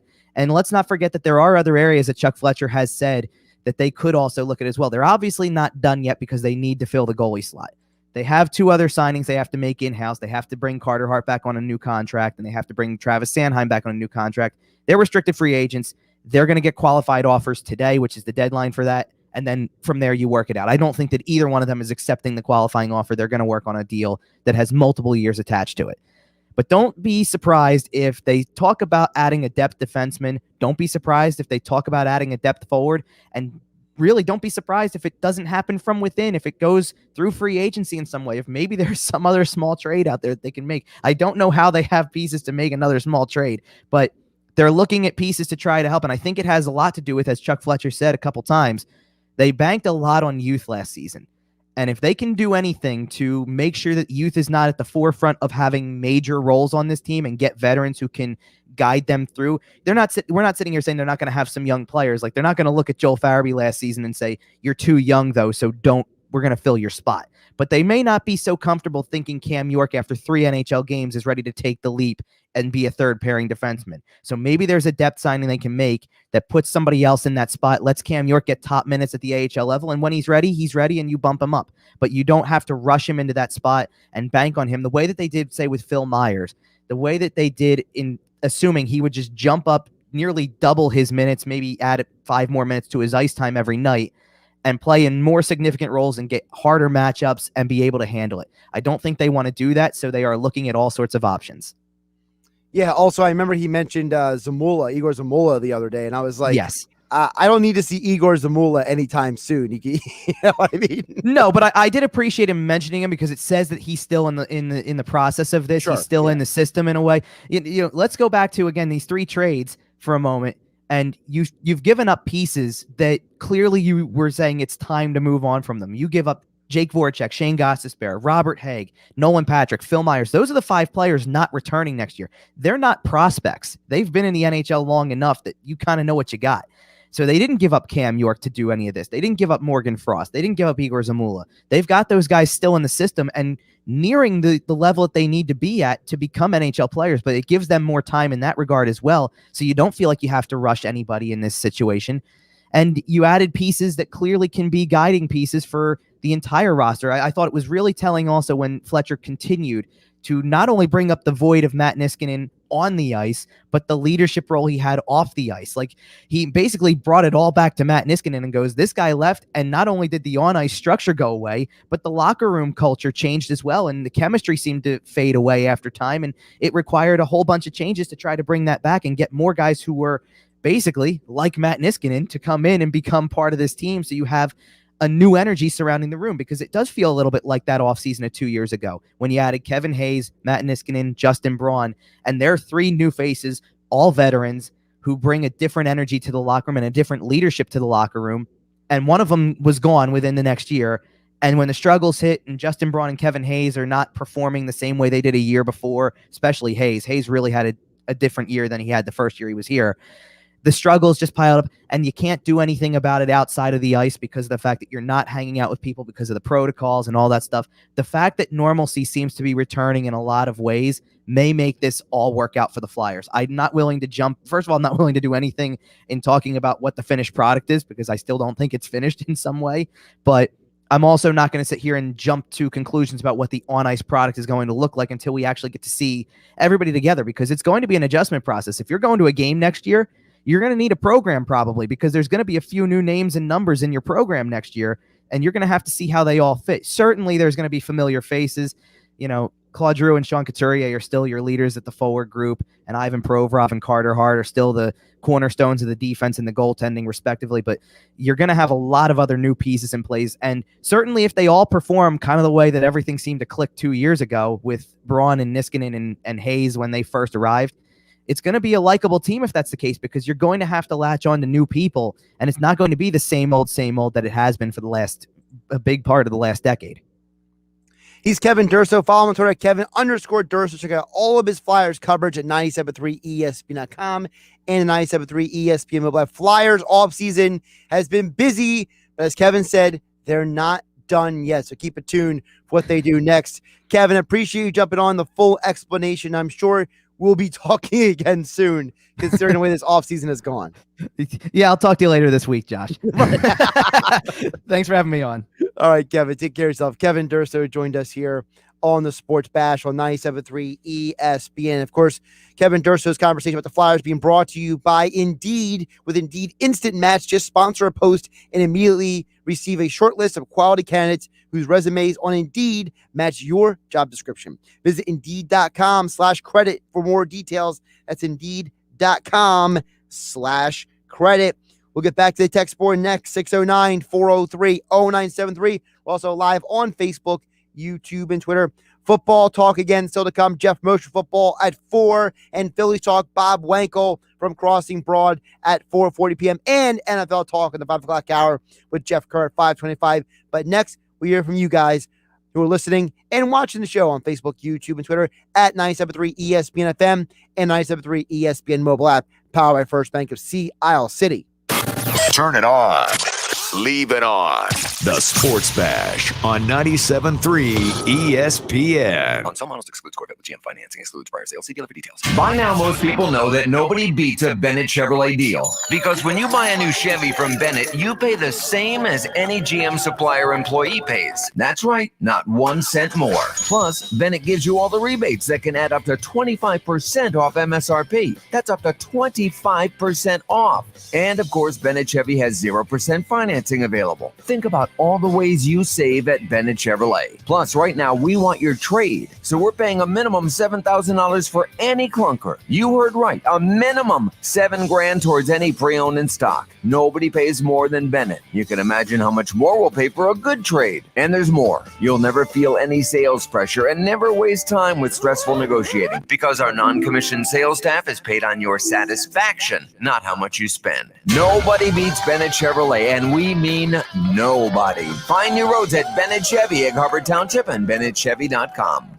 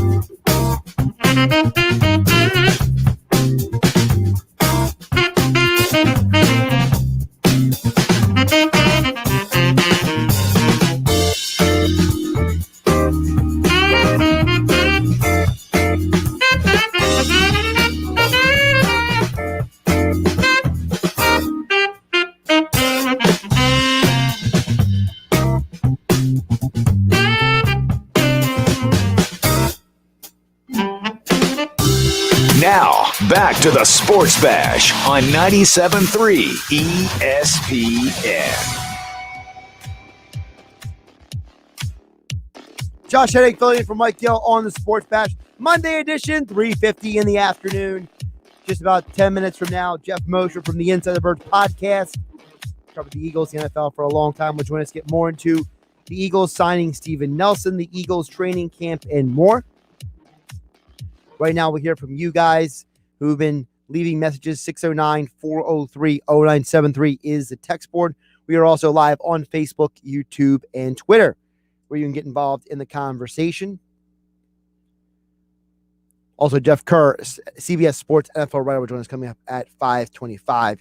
Over on the text board, Terry of Galloway chimes in at 609-403-0973. Says, Jeffrey Lurie does not stand for the mistreatment of women. He won't go for Watson. Well, Terry, first of all, you're right. Jeffrey Lurie has a long history of taking positions against sexism, mistreatment of women, prejudice, all that stuff. I know he wrote his one of his thesis papers in college on, how women are treated in the media. Sal Palantonio from ESPN has talked about that with Mike Gill in the past. So, we know where Jeffrey Lurie stands on an issue such as the mistreatment of women. But there are also multiple reports the Eagles have called about their interest in Deshaun Watson, or that they're monitoring the Deshaun Watson situation, that there's too much reporting out there saying that the Eagles would be interested in Watson. So you can't rule it out of hand. It's one, you've heard me talk about this on 97.3 ESPN before, folks. If one person reports something, unless that one person's name is like Adam Schefter or Adrian Wojnarowski or, Jeff Passan unless that one person is one of those people, you always take a report with a little bit of salt, right? But then what happens is you get 1, 2, 3, 4, 5 different people who are all credible people, who are all knowledgeable about the Eagles, who are all knowledgeable of the NFL. You have everybody and their cousin reporting that the Eagles would be interested in Deshaun Watson. You can't dismiss it out of hand. You can't just throw it away. You have to dig in on the fact that, there is some interest there. So Terry and Galloway, you're right. I don't foresee a situation where Jeffrey Lurie would be okay with a player who has that many legal issues off the field, or at least legal concerns off the field, when it comes to a guy like Deshaun Watson, which I think is why he hasn't been traded yet. But at the same time, it's a catch-22. If Deshaun Watson is innocent on all counts of these civil cases, then as you're an NFL team, you got to move forward and be like, all right, well, it's been resolved. This was just a situation that, maybe just, I don't know, maybe it was just a bunch of people who felt they were mistreated and didn't go as they said it. But if Deshaun Watson is found guilty of any of these civil cases and he has a judgment against him, as an NFL team, you got to be concerned. So it's a little bit of both. It's not one, it's not the other. There's a gray area in between that we currently exist in right now. Jeff Bonampuki over on YouTube says, man, we got to do something with Ertz. Well, here's the thing, Jeff. Ertz is going to be at training camp tomorrow. He's already been in the building working out for the last 2 weeks. So we know that, at least for right now, Ertz is on this team. Whether he's on the roster for the start of the 2021 NFL season, I don't know. Because there's an argument to be made for Ertz to be here, and there's an argument to be made for this team to move on from him. And both of them are reasonable arguments. The argument for him to be here is his leadership, what he's meant to the community, what he's meant to this organization is invaluable. What he can do on and off the field is not something that can just be easily replaced. On the flip side, if you play him the amount that you're supposed to play him, or you should play him, you know what happens? You can't play the wide receivers as much. And when you have guys like Devonta Smith and Travis Fulgham and Jalen Reagor and Greg Ward, you're hoping to get production out of all 4 of those guys this year. And if Ertz is on the field with Goddard, you're running 12 personnel. That's 1 or 2 less receivers who are going to get reps, who are not going to get touches. So you got to make a decision. You want to go with what you know, or do you want to give opportunity to the younger guys? It's a question that has to be figured out. I don't think there's a right or wrong answer to it. I think of an interesting conversation to be had, and we'll have some of that conversation with Geoff Mosher from the Inside the Birds podcast coming up next here on the Sports Bash on 97.3 ESPN FM, the 97.3 ESPN mobile app. We are live on Facebook, YouTube, and Twitter, where you can watch the show and join the conversation. Josh Hennig, filling for Mike Gill on a Monday.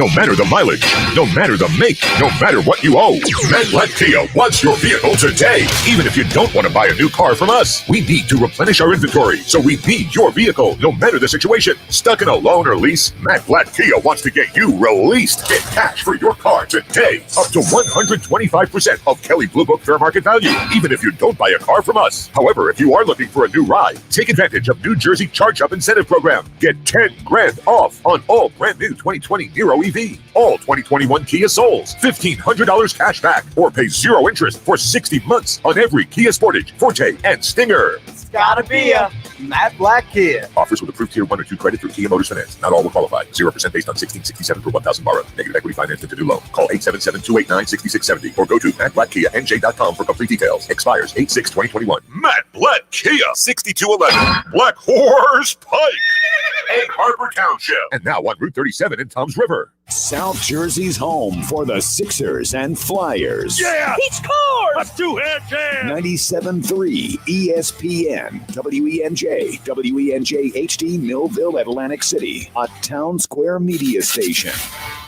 97.3 ESPN presents The Sports Bash with Mike Gill. It's time for Football at 4 with Geoff Mosher. I think our track record in the last 20 years, how many NFC East titles, playoff appearances, and appearances in the NFC Championship game, those are some of the metrics I look at, and I'll compare our record with almost anybody. Powered by the Inside the Birds podcast. Now, live from inside the Matt Black Kia Studios. This is Football at 4. Yes, Football at 4 every Monday, Tuesday, Wednesday, Thursday, Friday.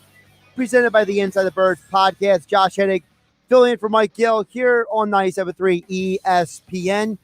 Busy weekend in the NFL as training camp starts tomorrow for the Birds. And joining us to get more into it is the co-host of the Inside the Birds podcast, the one, the only, Geoff Mosher, joins us here on 97.3 ESPN and live on Facebook, YouTube, and Twitter, wearing a lovely blue shirt. Geoff, how you doing today? I'm great, Josh. How are you? I'm doing well, especially considering that football is basically here at this point. And the big news over the weekend, you guys talked about it on the podcast this morning, the Eagles finally getting a second cornerback. Steven Nelson is here. So what I want to ask you, Geoff, is looking at the Eagles offseason now that we are basically on the cusp of training camp. They add Steven Nelson, they add Eric Wilson, they add Anthony Harris. What does it say to you about the Eagles as they're going in the training camp with these additions this offseason on defense? Yeah, Josh. So one thing we've talked about since the very beginning of the offseason is that the Eagles are definitely in a transition mode.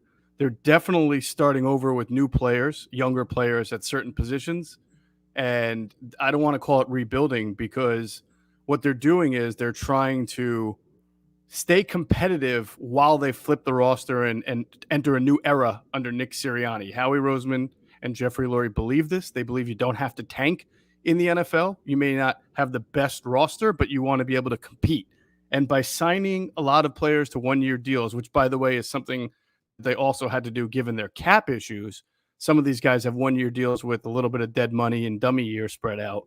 But by doing that, it fills up major holes that they had without being financially invested far down the line in any of these guys. And it enables the Eagles to go out there and compete on a week-to-week basis. Now, they may not have the best roster, when they're going up against their opponents. It may not be like when they acquired a Michael Bennett a couple of years ago because their window is open, or bringing back a Jason Peters because the window is open, but they want to give their young players like a Jalen Hurts or anybody else the best opportunity to succeed.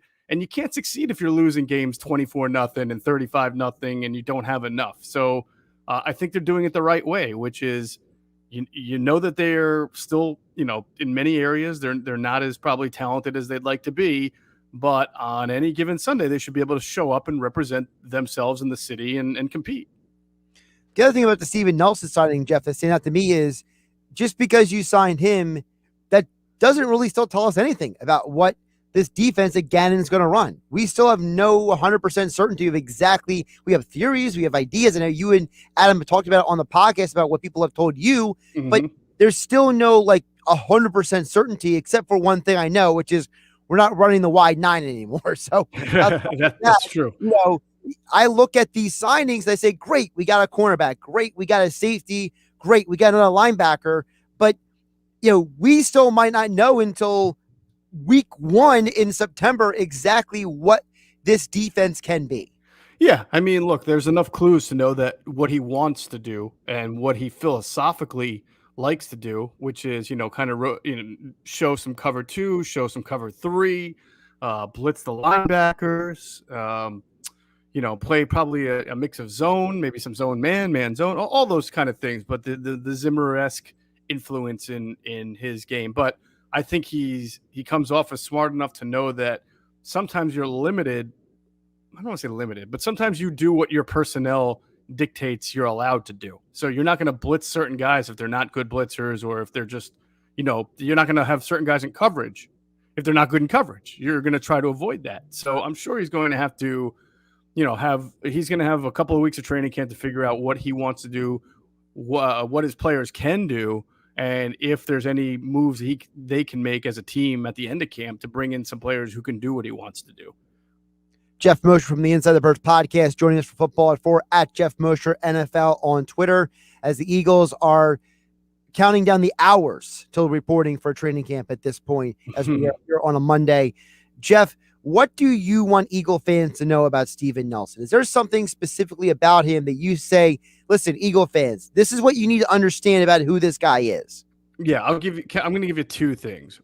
One positive, one negative, right? Well, the negative we'll start with first. And it's not really a negative, but I mean, he's a free agent corner a couple of days before training camp. He's going to make around $3 million base with a chance to make about a little more than $4 million. Okay. So while some people are heralding this as the final move you make before you really have this great defense or complete defense, or now you're gearing to go, no, he's a good corner, a 2 to 3 corner. Now he looks a lot better in midnight green because he's the second best corner on the team just by walking into the NovaCare complex. But he's not necessarily a star by any stretch of the means. He only has 7 career interceptions over 4 or 5 years, so he's not a ball hawk. But he is a guy who's going to be better than any alternative, theoretically, that they would have had at that other spot. Now, the good thing really is that in the Inside the Birds platform, we have a great show that you know of that Quentin Michael and Jason Avant do called Q&A, former Eagles. And Jason Avant was a wide receiver with the Chiefs at the end of his career, and that happened to be the first year of Steven Nelson's career. So he was able to diagnose what Steven does best. Now, Steven's probably improved since his rookie year, but just in general, Jason Avant recalls a player who was very tough, very scrappy. He almost described him. He didn't say it, but the way we used to describe Sheldon Brown. I don't know if Steven's as talented as Sheldon Brown was, but the same kind of style of play where I'm going to get my hands on you. I'm going to be scrappy. I'm going to be tough. You might beat me one play, but I'm going to come back at you the next. You want that demeanor from your cornerbacks. You want them to forget easily and very quickly the bad plays and then come back and make good plays. So that's the kind of guy he's been, very tough, very scrappy. It'll be interesting because, if you remember last year, Travis Fulgham ate him up pretty good in that Eagles-Steelers game. So I know a lot of Eagles fans originally had that kind of impression of Steven Nelson because they remember Fulgham really beating him. But Fulgham was playing at a really high level at that time, and it's not like he was roasting Steven Nelson. He was making a lot of good contested catches against Steven Nelson. So, again, Steven's going to be there. He may not always make the play, but he's going to be there, and he's going to be physical and tough. So now looking ahead to training camp, Geoff, obviously we're keeping an eye on a lot of things heading into training camp, but the side effect of Steven Nelson is now the focus from the outside corner moves inside. Right now it's Avonte Maddox and theoretically versus Scott, the guy they got from the Jags for the inside competition. So now we move our attention inside on the defense. Give us your perspective on that. Yeah, that's exactly that. One of the biggest side benefits of bringing in Steven Nelson is not only did you have yourself a good starter with experience to play outside, but now you can finally take Avonte Maddox, play him where he belongs, which is at the slot corner. As you mentioned, he'll have some battles from Josiah Scott, who they brought in from Jacksonville, another guy who was a 4th-round pick and who had good speed, but his size is better suited for the inside slot. And now you can kind of have a little bit of a competition there. Craig James will be in the mix. I mean, you pretty much know your top 4 or 5 corners. It's going to be Slay. It's going to be Nelson. It's going to be Maddox. It's going to be McPherson because there's a 4th-round pick. So that's 4 right there. And then you'll probably keep 5 corners. So then it's kind of a competition between Scott, Craig James. We'll see if Michael Jacquet with that nice size can kind of come in and make some big strides from last year and compete. But at least your top 4 guys are known, unless somebody can really throw Avonte Maddox out of that slot, or Josh, unless they figure, let's say Scott plays really well, or James, they feel like they have good interior slot corners aside from Avonte. They may feel Avonte could move back to safety because he played really well, I thought, at safety as a rookie. And right now they're not very deep at safety, and McLeod, we'll have to see how he starts off training camp, probably on PUP. But that at least gives them the optionality of Avonte to maybe move him around a little bit.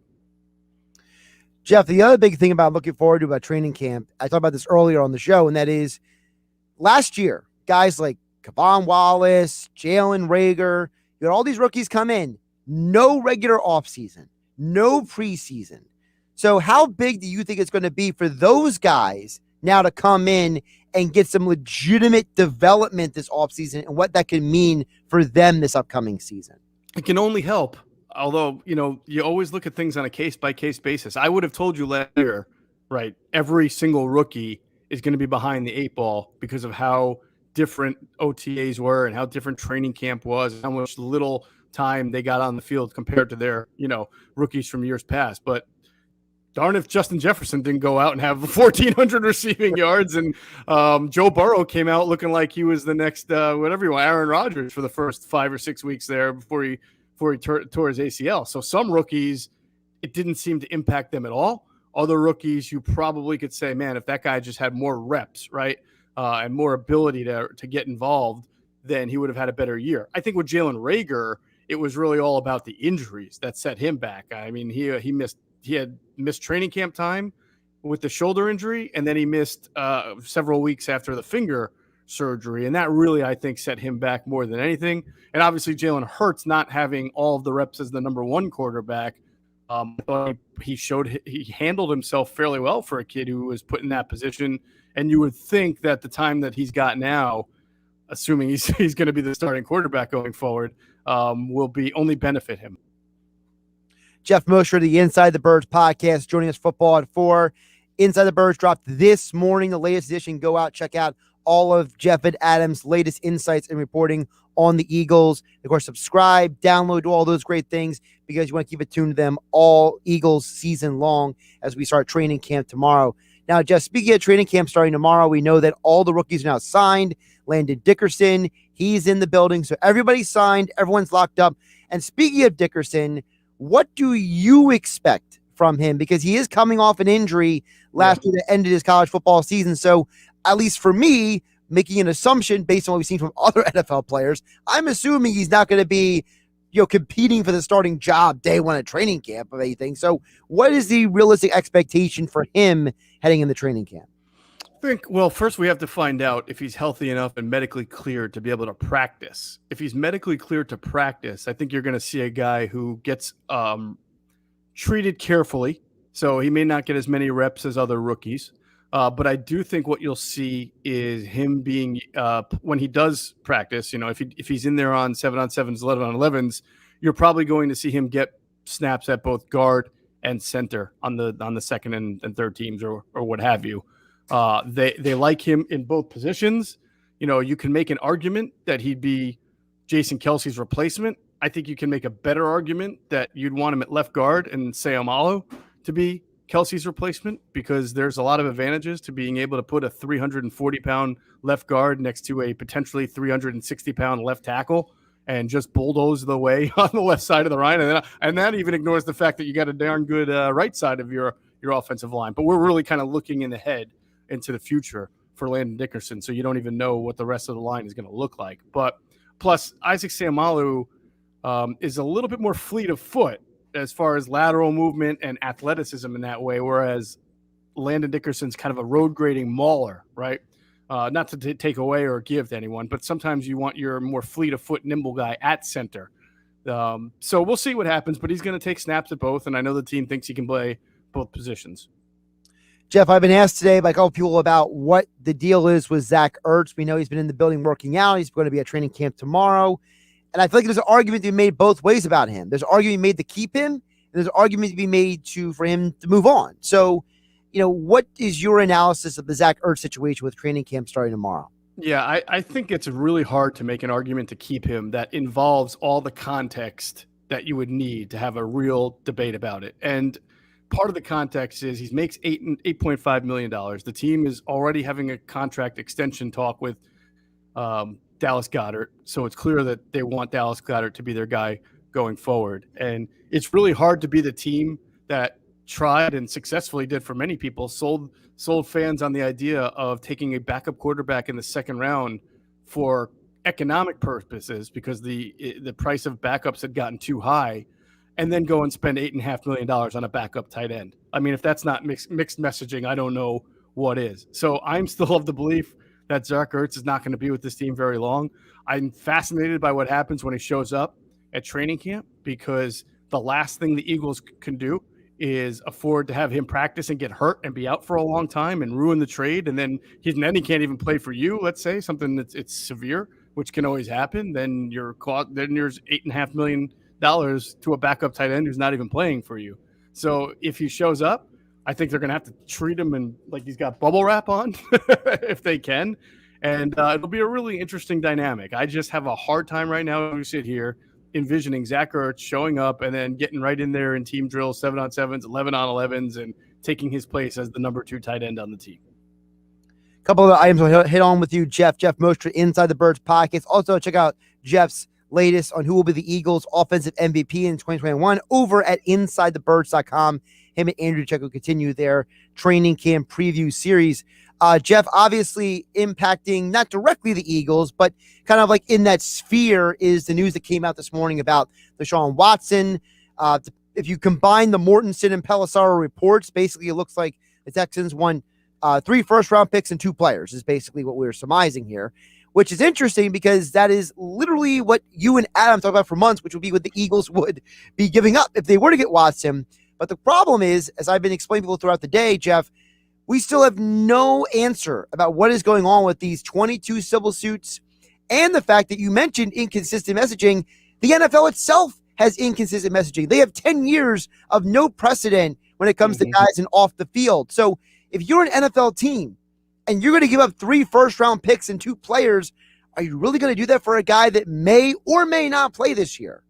Well, I'll just tell you from an Eagle standpoint, they're not going to make a move for Deshaun Watson unless they have thoroughly vetted it through their own. They're not just going to rely on the NFL, not just going to rely on what they read in the newspapers. They've got they've got a very good legal counsel. They've got very good information gatherers, and those people will be the one with big, thick notebooks of reports to Jeffrey Lurie and Howie Roseman to make that decision. So if the Eagles go ahead and get Deshaun Watson, you would have to think it's because they were satisfied by the information that they have that I'm not privy to, that you're not privy to, that many people who are just casually sitting at home wondering what's going on are not privy to. So that's a big part of it. I think it's really hard to get a feel for it knowing that he's not going on the commissioner's exempt list, because as I understand it, if he's not on the exempt list, it's because the commissioner has not yet found enough reason or information to put him to say that there's been a violation of the personal conduct policy, which is a hard comprehension compared to what we've seen out there as far as either the Sports Illustrated story or just the fact that 22 women have come forward. So I stay in my lane, Josh. I know what I don't know, and there's a lot in this I don't know that I'm anxious and eager to find out. But I do agree it's a very strange scenario. And in some ways, the Texans find themselves with Deshaun Watson, kind of like how I just mentioned with the Eagles and Zach. I mean, he reports. What do you do with the guy? You cannot sit there and practice him. You have no plans to have him on your team. You want to trade him. You can't get him hurt. He's not on the exempt list, so you can't even say he's here, but he's exempt from playing. So it almost seems like it creates that urgency for the Texans to get a deal done now in the next few days or so. Yeah, and also the other side of it is what his quarterback coach, Quincy Avery, by the way, who's the quarterback coach of Jalen Hurts as well. Mm-hmm. He went on Adam Schefter's podcast and said, oh, by the way, he's being traded Sunday. Well, Sunday was yesterday. So whatever insight Quincy Avery had gets thrown out the window. So obviously this whole situation is fluid with Watson, especially considering the fact that, you know what, Jeff, even if he gets traded to any team, what happens then? He's got to learn a whole new offense. He's going to a whole new situation. You know, literally training camp start tomorrow. It's not like he's going to have a whole offseason with a team here. No, he won't have a full offseason, but I would think a full training camp would be enough. I mean, he's been in the league long enough. The Eagles aren't, to my knowledge, with Nick Sirianni, aren't going to run some kind of version of the West Coast offense that's never been seen before. Almost everything nowadays has roots in a West Coast and a spread. So, and good coaches tend to be able to adjust their playbooks to what their best players do. So I don't think that will be that much of an issue. But of course, if you want it, you're right, Josh. If you want Deshaun Watson and you starting to feel like there's not going to be a suspension, or if there is a suspension, it's not going to be 6 games, maybe it's 4, maybe it's 3 or 4 and gets appealed to, I don't know, then all of a sudden you probably feel the urgency to bring him into your training camp and get the ball rolling. Jeff, one more before I let you go. Obviously not directly impacting the Eagles, but still an NFL story is, so as you were coming on, Adam Schefter reporting that Aaron Rodgers and the Packers are working on a deal that will keep him in Green Bay for this season, but now he has voidable years after this year. So now it looks like the Devontae Adams tweet, or should I say Instagram post, became a tweet about the last dance with him and Rodgers is coming to fruition. So if Aaron Rodgers is in Green Bay is, they're pretty darn good. You got the league MVP coming in there for at least one more year. And obviously he's off the trade market, so nobody is going to trade for him, at least this year.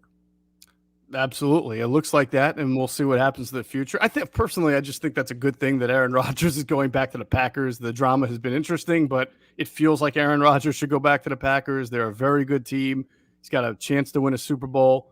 Maybe it'll become a great, quote-unquote, last dance type of season with him and Devontae Adams playing Pippen and Jordan in that role. I don't know. But, it was going to be look, I get Green Bay saying that we're not going to be, or Brian Gutekunst saying, I'm not going to be the guy that trades Aaron Rodgers. If he retires, he retires, but I'm not trading Aaron Rodgers. And it looks like it's going to wind up there. It looks like the power play on Aaron's side is not going to work. Well, at least he got the years voided after this year. You know what I mean? Yeah. He's got, it's a consolation prize. It's, you're not stuck here, but you're here for one more year at least, if you're okay with that. And it seems like he's at least agreeing to that, which makes next year very interesting, Jeff, because if we go through a year and Deshaun Watson still isn't traded and Aaron Rodgers is going to be traded next offseason or be a free agent even this next offseason, that makes next year very, very interesting, especially considering if the Eagles don't make a trade, they could have 3 draft picks next year. There's a lot of interesting conversations that are going to come after this year for sure. Well, certainly that's the way the Eagles have played this whole offseason. Give themselves as many options to be aggressive as they want, and if not now, a year from now. At Geoff Mosher on Twitter. The Inside the Birds podcast is live right now with the latest on the Eagles. And, of course, I know you're dropping the new schedule coming up soon, right, Jeff? Oh, that's right. We're going to have a great schedule for the fall, some new shows. Looking forward to it. So keep it all tuned. Inside the Birds, at Inside Birds on Twitter. And Geoff Mosher joins us every Monday and Wednesday on the Sports Bash here on 97.3 ESPN. Jeff, I believe Mike Gill will be back on Wednesday, so you will be talking to him then. All right. We'll look forward to it, Josh. Have a good one. Doing a great job. Thank you, Jeff. Jeff's always gracious with me when he jumps on the show, joining us here on the Sports Bash on 97.3 ESPN. Of course, we'll talk more NFL with Jeff Kerr from CBS Sports coming up tonight here on 97.3 ESPN at 5:25. Also, still to come, we have more Phillies talk coming. But coming up next, we'll get back to you guys as well. 609-403-0973 is the text board to get on the conversation. We're also live on Facebook, YouTube, and Twitter with your guys' comments there as well. Josh Hennig filling in for Mike Gill here on the Sports Bash on 97.3 ESPN. The 4 o'clock hour being brought to you by Prop Swap, America's sports betting marketplace. Sell your sports bet and take your profit. Find out how at PropSwap.com or by downloading the Prop Swap app today. Turn it on. Leave it on. The Sports Bash on 97.3 ESPN. Are wasps, ants, or carpenter bees bugging you? Viking Pest Control can protect your home or business this summer. For a limited time, new customers save $50 on any service. Get a fast, free quote at VikingPest.com.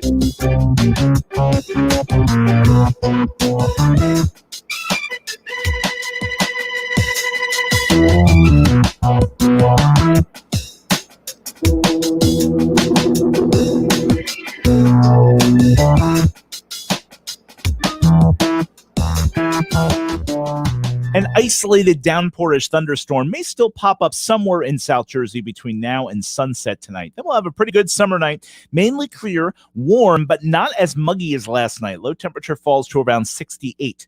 Tomorrow will be mostly sunny and hot, high at 91 away from the immediate coast with spotty evening showers possible. Wednesday looks pretty good, partly sunny with a high of 82. Then it gets wet. Scattered showers and thunderstorms on Thursday, cloudy and breezy, high 81.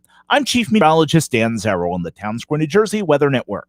Now, back to the Sports Bash on 97.3 ESPN. Josh Hennig filling in for Mike Gill here on a Monday edition of Sports Bash on 97.3 ESPN FM.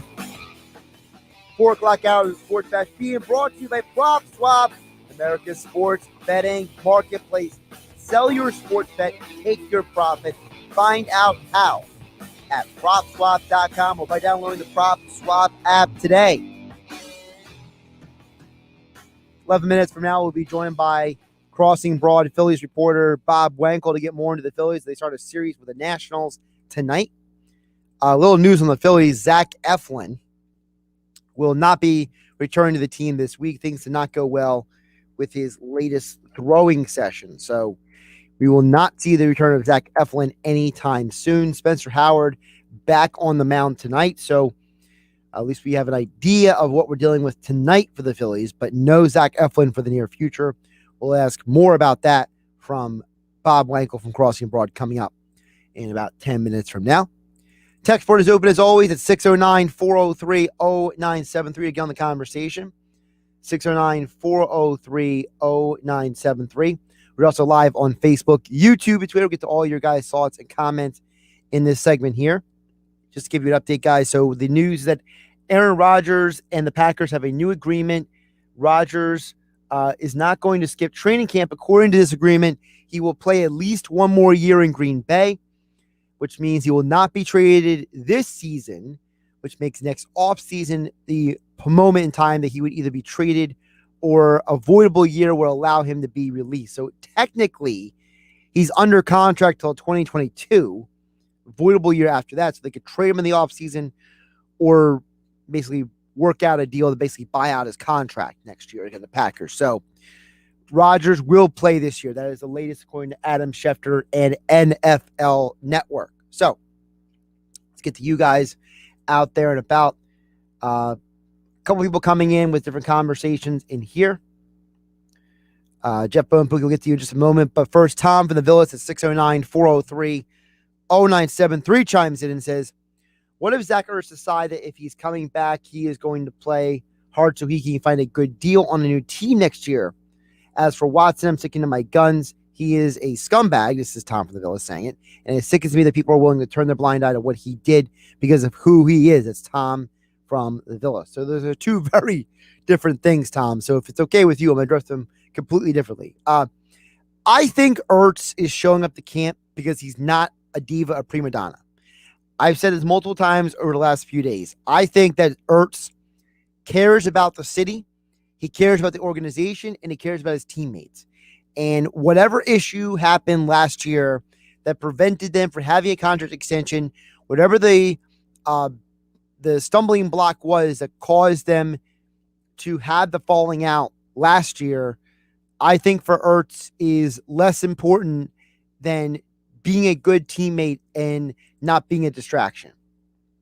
I think that for Ertz, he looks at the situation and says, I am not a Terrell Owens.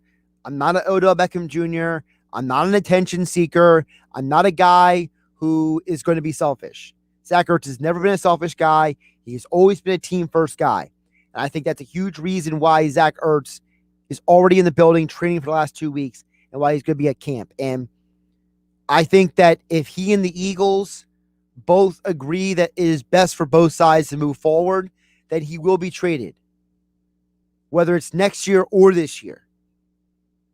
So, listen, he could be gone after this year. He could be gone before the end of this year. What I do know is that Zach Ertz, like you said, he is playing in some ways for his future. He is not playing as much for the right now.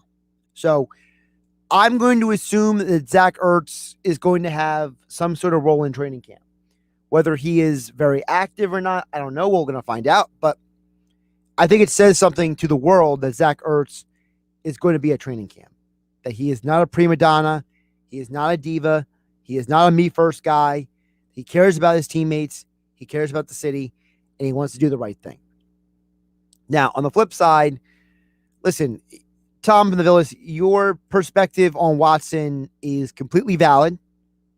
And I will not in any way diminish what you said, because just in terms of psychology, the likelihood that 22 women all had the same negative experience with Watson is definitely concerning. But what's also concerning, Tom from the Villas, you have to keep in mind is these are all civil suits. There have been no criminal charges brought up against Watson. So that in and of itself should be a bit of a red flag. Not that these women are lying. It's not a red flag that the Watson is not, Watson is not what you think he is, Tom. But it's a red flag that in criminal justice, we live in a world where you have to have, without a reasonable doubt that he committed a crime. So if you are convicted of a civil and not a criminal, that means that it is not without reasonable doubt. So if there is reasonable doubt that Deshaun Watson is not guilty of the things he's been accused of, it should say something to all of us that this is not criminal charges, that these are 22 separate civil litigations against him. And I don't know if all these litigations will be against him all at once, separately, but there's something to be said for the fact that this is not criminal. So, listen, he may be guilty of everything he's been accused of. And you're right, Tom, we shouldn't turn a blind eye to what he did because of who he is. But at the same time, my bigger point is I am concerned that these are civil charges and not criminal charges. And in terms of who he is, this is who he is. He is somebody who doesn't want to be in Houston anymore. He is someone that NFL teams will trade for. And the NFL has a long history of allowing people who, if I can use your term, Tom from the Villas, scumbags, people who committed crimes that should sicken you, and the NFL has allowed them to play again. So whether that be Dante Stallworth, Greg Hardy, there are a long list of people, Kareem Hunt, who have done things off the field that should sicken you, who were allowed back on the field and who are allowed to be still professional athletes. Whether you like it or I like it, it's the reality of what we're dealing with. And Deshaun Watson is no different than any of those other guys. Whether you are a good or a bad person, in some arenas, it doesn't matter. Should it matter? Yes. Does it matter? Not as much. That's reality. But Tom from the Villas, I appreciate you chiming in. We'll get back to more of your guys' thoughts and comments a little bit later in the show. But coming up next, we'll get back to the Phillies. Bob Wankel from Crossing Broad is going to join us as the Phillies got a 2-2 split with the Braves. And looks like no Zach Eflin for the near future. What does that mean? We'll ask Bob coming up next right here on the Sports Bash. Josh Hennig filling in for Mike Gill here on 97.3 ESPN FM, 97.3 ESPN mobile app, powered by First Bank of Seattle City. And we are live on Facebook, YouTube, and Twitter to watch the show. Just follow 97.3 ESPN on Facebook, YouTube, and Twitter. Turn it on. Leave it on.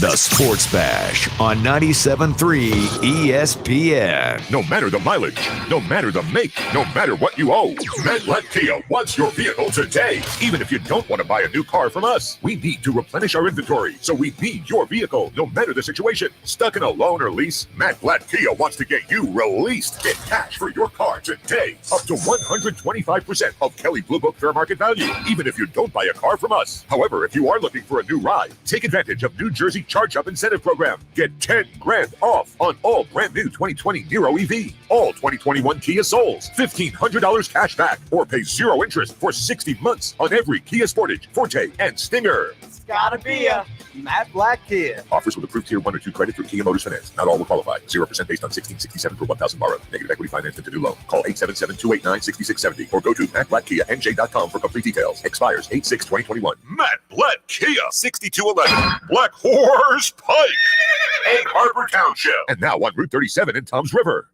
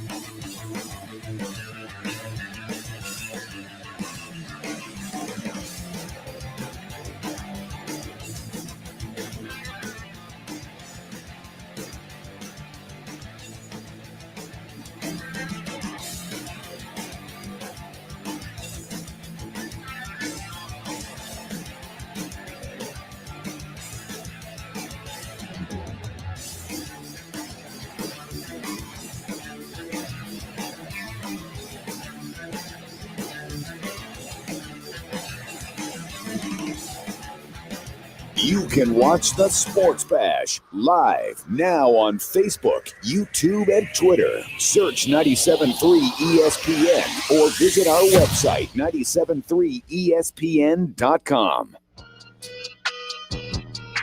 Josh Hennig filling in for Mike Gill here on a Monday edition of the Sports Bash on 97.3 ESPN FM, the 97.3 ESPN mobile app. We are live on Facebook, YouTube, and Twitter. We're joining us right now again to the Phillies. They split 2-2 over the weekend, and it looks like no Zach Eflin, at least for the very near future. To get them that, all that more, it is Bob Wankel from Crossing Broad joining us right now on 97.3 ESPN. Bob, how you doing today? What's up, man? How are you? Doing pretty good. So obviously, the Phillies getting that split over the weekend, it kind of feels like a consolation prize, does it not? It feels like, hey, congratulations, you didn't fully lose the series. You just didn't do that much more than that. So what do we take from a Phillies team that got punched in the face for 2 games and then found a way to win the other 2?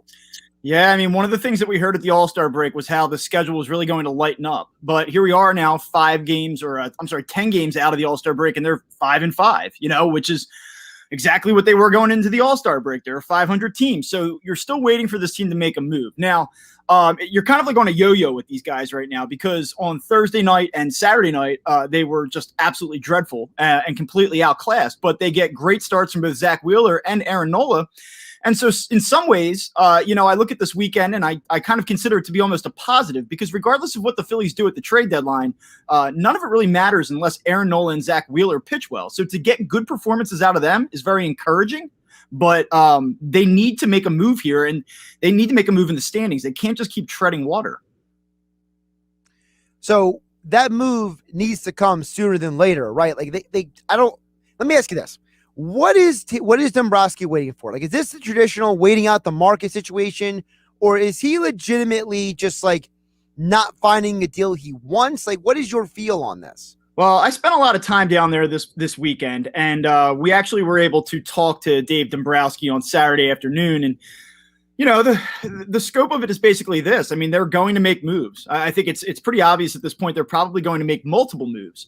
But there are a lot of different dynamics in play here. And one of them is that there are a number of teams that are taking the next few games to kind of assess where they're at. Because, I mean, similar to the Philly situation, being 3 or 4 games out is a little bit different than being 6, 7, or 8 games out. And so I think a lot of teams are kind of in limbo right now and sort of assessing their options. And so at the end of the day, it still takes 2 sides to complete a deal. So I think the Phillies are at the mercy of the market a little bit. And I think right now that the demand for teams that are willing to sell is probably a little bit higher. And Dave noted this the other day, that as things kind of get a little closer to the deadline, usually those demands lessen a little bit. So I think the Phillies will make moves this week, but I'm not entirely surprised they haven't done anything yet. So what is the move they need to make first? Because I feel like this team has multiple needs, right, Bob? It's not like they need just one thing. They're not one piece away from winning the World Series. So is it, if you're making the move, or you're saying Dave Dombrowski, let's say he calls you today and says, hey, Bob, let me ask you a question. Are you saying bullpen first, starting pitching first, center field? What should be the priority for this team? It's pretty crazy, because for the entirety of this season, I would have said bullpen, bullpen, bullpen. And certainly they still need to add to the bullpen. There's no disputing that. But what I do know is that they absolutely cannot function the way that the starting rotation is set up right now. And listen, as recently as Saturday, Dombrowski had noted, like, hey, listen, Zach Eflin's going to come back. We feel pretty good about him returning very soon. But then today, the latest update was, and I'm not down there today, but I saw a couple of the other writers tweet out that Joe Girardi basically said he didn't come out of yesterday's bullpen feeling like he wanted to. So right now, you have Zach Wheeler, you have Aaron Nola, and then you have 3 question marks behind him. I mean, getting Spencer Howard on track and him giving you 5 or 6 solid innings tonight would make you feel a little bit better. But even if that comes to fruition, I just do not believe that you can send out Vince Velasquez or Matt Moore, certainly not both of them, every turn through the rotation. To me, those guys have to come out of the rotation. So I think that they need absolutely, at the very least, 1 starting pitcher, maybe 2 starting pitchers, and then a couple back end of the bullpen pieces as well. I think that this team needs to make 3 different trades in order to give itself a shot. Bob Wankel from Crossing Broad joining us here on the Sports Bash on 97.3 ESPN, at Bob Wankel CB on Twitter, as the Phillies start their 4-game set with the Nationals tonight. So you split 2 with the Braves. All right, you didn't 100% lose, right? So now you go into the National Series. You got to beat the Nationals, right? I mean, they're trying to trade Scherzer now. Strasburg looks like he's done for the year. The Nats are pretty much, waving the white flag almost on the year. So don't the Phillies have to take 3 out of 4 in this series to really make a statement that, hey, we're contenders in the NL East? Yeah, this is where they should be able to make a move this week. You're at home. You play pretty good baseball at home. Even with your inconsistencies, you're getting a Nationals team in here that just was dominated by a really bad Baltimore team over the weekend. I mean, this is an opportunity to make a move. The Nationals come in 8 games under 500, I believe. And, listen, they're going to throw Zach Wheeler in the series. Obviously, they won't be throwing Aaron Nola. So they're going to have to use some combination of Moore, Velasquez, and Howard, I guess, around Zach Wheeler. And that's not a slam dunk. But the way that the Nationals are going right now, and assuming you're not going to see Max Scherzer in this series, which right now it doesn't look like is going to be the case, yeah, you have to find a way here. I mean, the Nationals are basically one step away from packing it in. You can bury them this week and kind of making a move here as the Mets and Braves kind of beat up on each other throughout the week. So this is the series where the Phillies really need to make a move for a variety of reasons. Not only do they have to close the gap in the standings, but this is where you say, okay, Dave, okay, Sam Fuld, make a move. Dombrowski said a couple of weeks ago that he believes they can score enough runs to make up for the pitching and the defense. Do they have enough offense in this series, Bob, to make that happen? Yeah, I mean, listen, I wrote at the break 3 things I expected to see in the second half. One was Connor Brogdon sort of emerge here as a true back of the bullpen arm, and Aaron Nola bounce back. And I expected this to be, for the second half of the season, a top 5 offense in the National League with all of its parts back. I really thought there were some positive signs leading into the All-Star break. And now that has not worked out offensively, especially over the last week or so, post that Marlins series. They have been horrible with runners in scoring position. They're sort of reverting back to their tendencies to swing and miss a little bit too much. Strikeouts are starting to tick back up a little bit. But really, when you look at it on paper, they should be better than this. And you would think with especially the runners in scoring position stuff that you'll kind of see a regression to the mean and a positive regression. So I would expect them to start scoring a little bit more here. And when you look at the lineup, I mean, it's still a pretty solid lineup. They could use help in center field. In an ideal world, like if they had the bullpen settled and they didn't have to make moves in the starting rotation, I'd say, yeah, go out and target a real center fielder here because it's a glaring need. But in light of all of their other needs, I just don't know that you can address all of those different things. Speaking of center field, I know that the name Starling Marte keeps being thrown around because he's going to be a free agent. Is that a reasonable target for them in your mind? Because, I mean, that is a trade in division. It doesn't happen that often. Yeah, I mean, I think where the Marlins are at right now, they wouldn't be precluded from dealing within the division. It's not like they're in it. It's not like you're talking about a player that has 3 or 4 years of control beyond this season. So trading a rental player to the Phillies or trading a rental player within the division, I don't think is really something that they would be scared from or, scared away from. That being said, I mean, yes, it's a logical target. It makes some sense. It really, and I know this is probably stating the obvious, comes down to price. Dave Dombrowski on Saturday said that this team will not trade high-level prospects for rental-type players. He doesn't believe that the Phillies are that type of team or that close where they would consider doing something like that. But I also don't think it's going to require an elite-level prospect in order to bring back a player like that. One of the trends that we've seen in baseball over the last number of years is that very rarely do elite higher tier players get moved at the trade deadline. When I mean prospects, when I say elite tier players. So, I mean, that's just not really the nature of the trade deadline anymore. So I don't expect the Phillies to have to try to, take one of their top 5 prospects and flip them out of here. Where it makes some sense is like you look at where they're at with catcher right now. Rafael Marchand is a very nice prospect, very good defensive catcher, but there is a clear block to him being a player here with the Phillies. So players like that, Mickey Moniak, I think would be on the table at this point.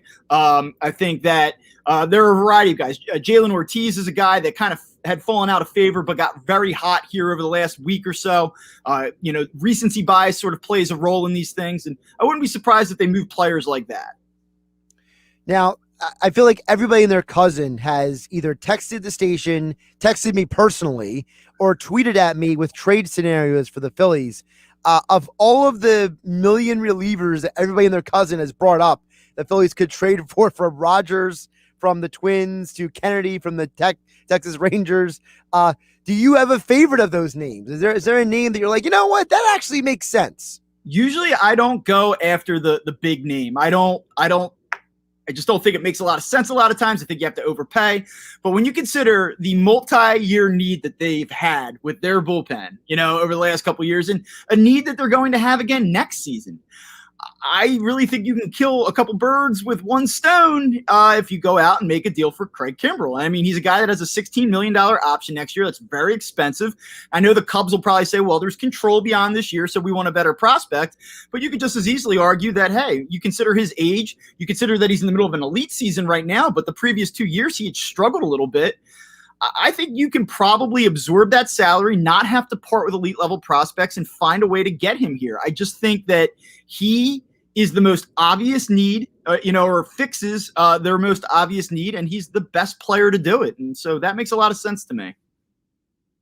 Now, if it's not Kimbrell, though, for whatever reason, is there another guy after that? Because I feel like that's best case scenario, right? Let's say best case scenario is unavailable. Is there another guy that you believe makes sense? Kennedy makes some sense. I don't love Rodriguez from Pittsburgh. I know he's having a really good year, but he's a one-pitch pitcher. He doesn't miss a ton of bats. I kind of am a little bit scared by him, to be honest. I could see a situation where he comes here, does not perform nearly as well as he did in Pittsburgh, and everybody goes, hey, it's another Brandon Workman. Kennedy makes a little bit of sense. I'll tell you what, the Cubs are going to sell. We all know this. We just talked about Craig Kimbrell. Another guy that I like out of their bullpen is Ryan Tepera. I know that his name has gotten thrown around a little bit here over the last few days. He's a guy that I think that they might want to look at as well. But you know what, man? Listen, honestly, I think there's probably 2 or 3 teams right now that are considering selling that may not by the time Friday rolls around. I think there's a couple teams that are thinking they're going to stand pat or might consider buying that probably won't by the time Friday rolls around. So it really is a fluid situation. And I do think that there's going to be enough willing sellers out there that the Phillies will be able to make, a couple moves. If like you set the line at under 2.5 moves, I would probably take the over right now. I think that they're going to make 3 moves. I don't think that they'll be like absolutely headline stealing moves, but I expect them to be fairly active. Well, I hope you're right, because between watching Chuck Fletcher make 2 million moves over the last week and a half and the fact that Eagles season is here, I feel like the Phillies got to do something to keep us fully engaged at this point, because let's be realistic, a 2-2 split over the weekend feels like the most lame situation in possible scenarios getting into this national series. Yeah, I told Mike last week, the one thing that the Phillies are consistently good at is not letting you feel too good about them for too long. And, right. You sit down there, and I was there all weekend, and I just tell you, I don't see a lot of buzz around that ballpark. I don't get the sense that the fan base really believes in this team. But you know what? You have one good series here. You make a couple moves at the end of the week, and things could change. I mean, we could be singing a very different tune 7 days from now. He's Bob Wankel, Crossing Broad at Bob Wankel CB on Twitter, Phillies reporter over there. Phillies start a 4-game series with the national site, and follow Bob for all the Phillies coverage over there at Crossing Bob. Bob, great stuff today. We'll catch up with you soon. All right, talk to you soon, man. Thanks. Josh Hennig here on the Sports Bash, filling in for Mike Gill here on 97.3. He has heard from Bob there. He expects there to be 2 to 3 moves. Man, I hope he's right. I really do, because I saw Chuck Fletcher make 4 trades in 7 days. And I'm just worried that Dombrowski is just sitting on his hands, waiting for certain things to happen. And we only got, 4 more days? So the trade deadline is this Friday at 4 p.m. I need some action. I need some movement. And this 4-game, let me tell you this. Your starting pitchers are Spencer Howard, Matt Moore, Zach Wheeler, Vince Velasquez for the next 4 days. You got to win 3 out of 4, but I'm only confident in 1 out of those 4 starters. Oh, my goodness. What a mess. All right, more Phillies, more Eagles, more NFL coming up next on the Sports Bash. Josh Hennig here, 97.3. Goodyear believes in the power of moving forward.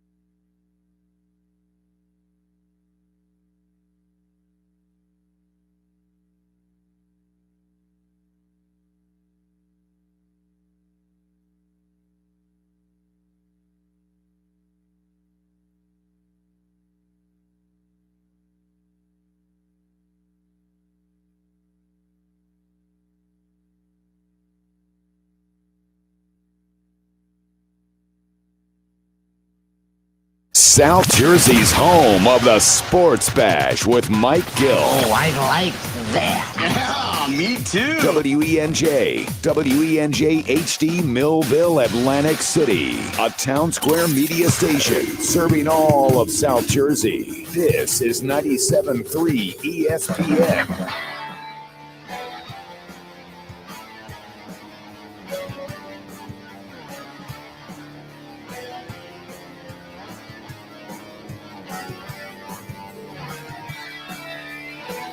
Josh Hennig filling in for Mike Gill. 5 o'clock hour drive to home here on the Sports Bash on 97.3 ESPN FM and 97.3 ESPN mobile app. We are live on Facebook, YouTube, and Twitter. Still to come, Jeff Kerr, CBS Sports NFL writer at 5:25. By the way, this Deshaun Watson situation is evolving. Get to that in just a little bit, as well as your thoughts and comments on the Phillies, Eagles, and Flyers, as we talked about them throughout the show today. Sports Bash being brought to you by Matt Black Kia. Matt Black Kia, then we get you approved today. That's Matt Black Kia on the Black Horse Bike in Egg Harbor Township. Visit them online at mattblackkia.com. We're live here in the Matt Black Kia studios on 97.3 ESPN FM. Of course, we know the Phillies are back in action tonight with a 4-game set versus the Nationals. Spencer Howard starting tonight versus Joe Ross, because that gets us all excited. Howard versus Ross on a Monday night. Yeah. Phillies got to make a move, guys. I'm telling you right now. I have an itch. It needs to be itched. I just saw that the Flyers make 4 trades in 7 days. I'm getting impatient with Dombrowski. I need to make a move sooner or later before this team completely falls apart. By the way, in some minor Flyers news, the Flyers have extended qualifying offers to Connor Bunneman, Carter Hart, David Case, and Travis Sanheim. So, Flyers are slowly building their offseason. In other news, Aaron Rodgers and the Packers have come to an agreement to be finalized soon, with biggest concessions regarding the MVP moving forward, which will involve him getting where he decide where he will play in 2022. So the idea is that Aaron Rodgers and the Packers are together for one more year, or as Devontae Adams calls it, the last dance, and then they are parting ways. They're moving on without each other. In other news, the Deshaun Watson situation is turned from complicated to worse. Okay? The situation is right now that there are, according to Deshaun Watson's lawyer, Rusty Hardin, what is coming is a total, ready for this? A total of 10 criminal complaints against Watson. So for those of you who are wondering, why is Watson reporting to camp and why has he not been traded yet? It seems to be the reason for that is, as his agent Rusty Hardin is apparently reportedly telling people that it is because apparently he has 10 criminal complaints coming against him. So he has 22 civil cases pending, and according to his lawyer, he has 10 criminal complaints. So now we understand why he has not been traded and why all this is stalled, because a lot of people were waiting on some finality with his legal situation. And apparently, according to reports, there are 10 women who have filed police complaints against Watson, and 2 of them are not part of the civil lawsuits. So technically now we're at 25 women, all right? Remember, there were originally 23 women who were coming against him. One lady dropped out because she didn't want to give out her identity in the situation. So 22 women moved forward, and now there's 10 criminal complaints, but 2 women who were not part of the civil lawsuits. So technically, we are now at a grand total of 25 women who are accusing Deshaun Watson of something, some sort of sexual deviance. that would be considered illegal or unethical in some level. So 10 complaints are considered illegal, and another 12 complaints that are considered just some sort of, shall I use the term from Tom and the Villas? Scumbag type activity. So makes a lot of sense why Deshaun Watson is not just being traded, but why he's not going to play this year. And I would assume the NFL sooner than later is going to put him on the commissioner's exempt list and just take him completely out of play. So that's your latest news and updates around the NFL. And with the Phillies, of course, as I mentioned earlier, no Zach Eflin this week. His latest throwing session did not go well, according to the Phillies. So it looks like that the Phillies will have to play moving forward without Zach Eflin. Okay. 609-403-0973 is the text board to get on the conversation.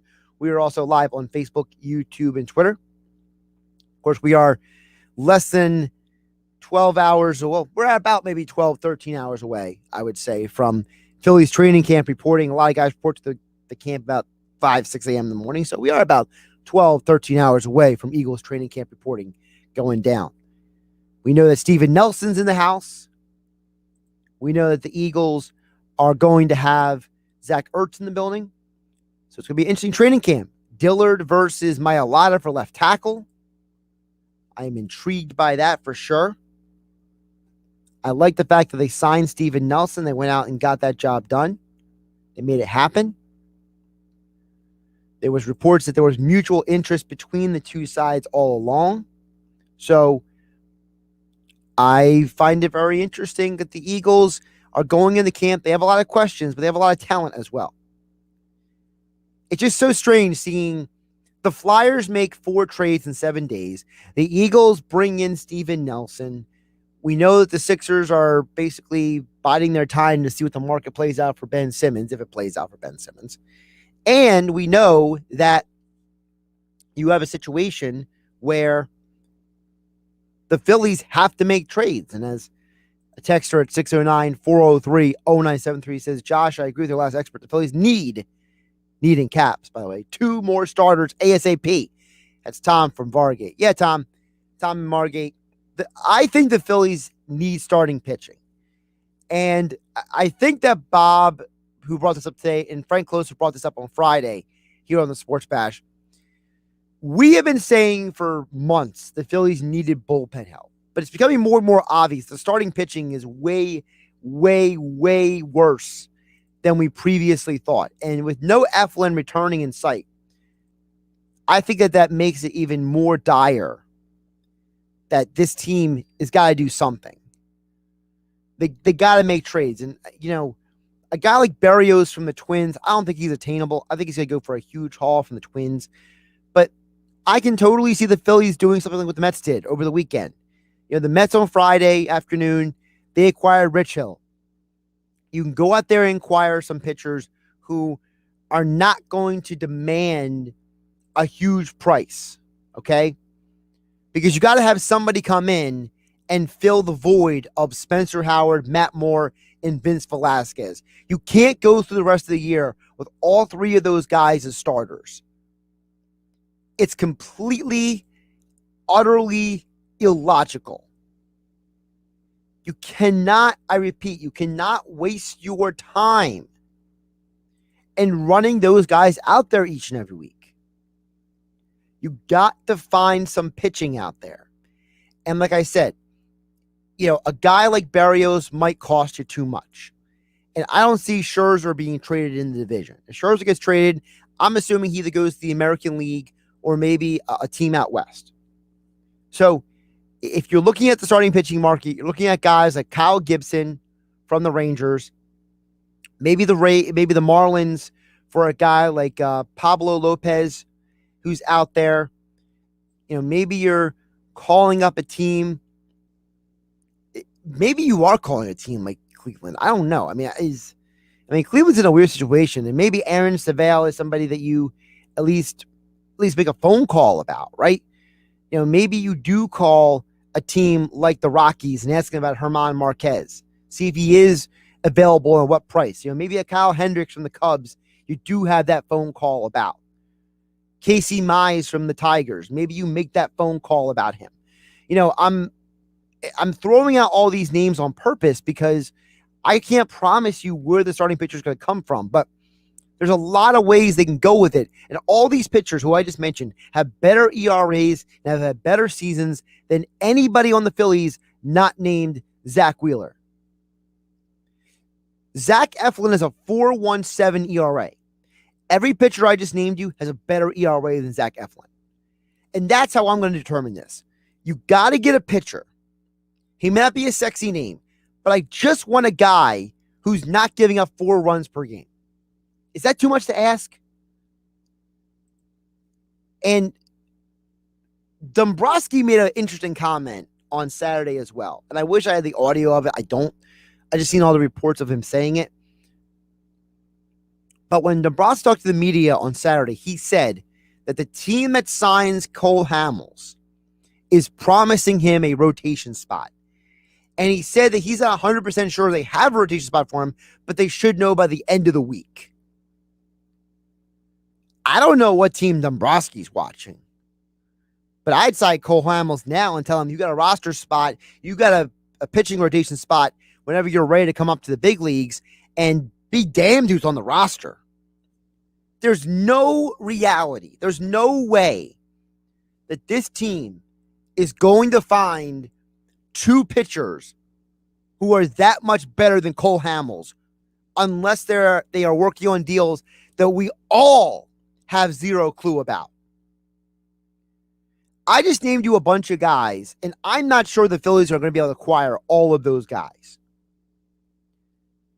Again, Casey Mize of the Tigers, Kyle Hendricks of the Cubs, German Marquez of the Rockies. Again, I'm talking about guys who are reasonable. You could maybe go get. Maybe let's throw Chris Flexen from the Mariners, Aaron Savale of the Cleveland Indians. Okay, Pablo Lopez from the Marlins, Kyle Gibson from the Rangers. I just named you 7 guys who I think there's a possibility you could maybe go track down. Okay, 7 guys who, within reason, you might be able to find a way to get them. But are you really going to be able to get 2 of those 7 guys? Because that's what Bob just said a few minutes ago and what Tom from Margate is saying. If you can guarantee me you can get 2 of those 7 guys I just named, then yes, I understand why you're not signing Cole Hamels to a deal right now. But unless you can promise me you can get 2 of those 7 guys I just named, then I don't know what Dombrowski's waiting on. But yes, if you can find a way to get 2 of these 7 guys who are theoretically available for trade, again, according to reports and projections and expectations, then yes, I think this team can find a way out of its situation. Because you need pitching desperately. Again, the 7 names that I'm looking at as of right now who may or may not be available, again, depending on how you judge baseball right now, because, a team like the Indians, they're 9 games behind the White Sox, but they're 49 and 48. Okay. They're 9 games out of the Central. They're 5 games out of the wild card. So I'm throwing the Indians in because you could rationalize them making some selling at the deadline. There's been talk that they're going to trade Jose Ramirez for a load of players in return. So again, the 7 names I'm throwing out into the universe are Kyle Gibson, the Rangers, Pablo Lopez of the Marlins, Aaron Savale of the Indians, Chris Flexen of the Mariners. I will also throw out the German Marquez of the Rockies, Kyle Hendrick of the Cubs, and Casey Mize of the Tigers. If there's a way the Phillies walk out of this trade deadline with 2 of those 7 guys, I will be feeling a lot better about the rotation moving forward. Because right now, in a 4-game series with the Nationals, a 4-game series, you need to come out of there with 3 out of 4 in this series. And you don't walk out of that series with 3 wins, it's a problem. And it's a double problem that your 3 guys are Velasquez, Spencer Howard, and Matt Moore. Wow. Yeah. That's a mess. That's not good. James on YouTube, watching on Facebook, YouTube, and Twitter, says Kyle Hendricks and Andrew Chaplin. I think Hendricks is more likely than anything else. I think that the Cubs are going to ask for a wild amount for a lot of guys. I think that Dombrowski wants Kimbrel because he's traded for him before and he knows him. I think there's a level of familiarity he has with Kimbrel that makes sense. So I tend to lean toward that making sense. Beyond that, I'm not 100% sure what else is available. Okay. I think that Hendricks is interesting. Here's my problem, James. I don't love Kyle Hendricks. I think Kyle Hendricks is a nice pitcher. I think he's a average to above average major league starter. I don't think he's anything special. I don't think he's anybody to write home about. I just don't know what I'm supposed to do with him. You know, if you're the Cubs and you're trading him, you're not getting a haul for him, right? Like, you're not getting a ton in return for him. Listen, maybe Dombrowski calls the Cubs and the Cubs ask for more than he's willing to give up for Kimbrel, and he says, well, throw in Kyle Hendricks, we have a deal. And then you walk out of a deal with Kyle Hendricks and Craig Kimbrel. All right, maybe. But again, this is the problem with the Phillies right now. The market is stagnant right now. We don't know for sure who is being traded and not being traded. Like I said, I named you 7 guys who I think could be traded. If the Phillies walked out of 2 out of those 7, I'm happy. But I can't promise you they're walking out of there with those guys. Josh Hennig filling for Mike Gill here on the Sports Bash on 97.3 ESPN. 5:18 on a Monday. Coming up in about less than 8 minutes from now, Jeff Kerr from CBS Sports will join us to talk more about the NFL and the Eagles, Aaron Rodgers, Deshaun Watson, and more, all coming up with Jeff Kerr here on the Sports Bash on 97.3 ESPN FM. By the way, Tom Margay follows up, says, any one of the starters I name plus Hamels, I will put the Irish whiskey on the shelf. Oh, my goodness. Yeah. Listen, we had this conversation, folks, on Friday's show. If you missed it, I was asking you guys what you were drinking this weekend. Some of you were saying that the Phillies were driving you to drink hard. So, yeah, Tom and Margate, I feel your pain. Watching this team will drive anybody a little insane. Josh Hennig here on 97.3 ESPN. Let me tell you, my friends, over at FanDuel Sportsbook, the Olympics are underway, and to celebrate the Olympic Games, FanDuel Sportsbook is hooking users up with an epic Olympic bonus. New users get up to $1,000 back in site credit if your first bet doesn't win. That's right. Just place your first bet on any Olympic sport risk-free with FanDuel Sportsbook. Promotions like this are just one of the reasons why I love betting with FanDuel Sportsbook. Their app is simple to use with unique, fun bet types such as same-game parlays and exclusive, always-on promotions so you get more action out of every game day. So download the FanDuel Sportsbook app today and sign up with my promo code Hennig so you can get up to $1,000 back in site credit if your first bet doesn't win. New users, that's promo code Hennig, to go for the gold today with FanDuel Sportsbook. Must be 21 or to play and present in New Jersey or PA. First online real money wager only for risk-free bet. Refund issues, non-withdrawable site credit that expires in 7 days. Restrictions apply.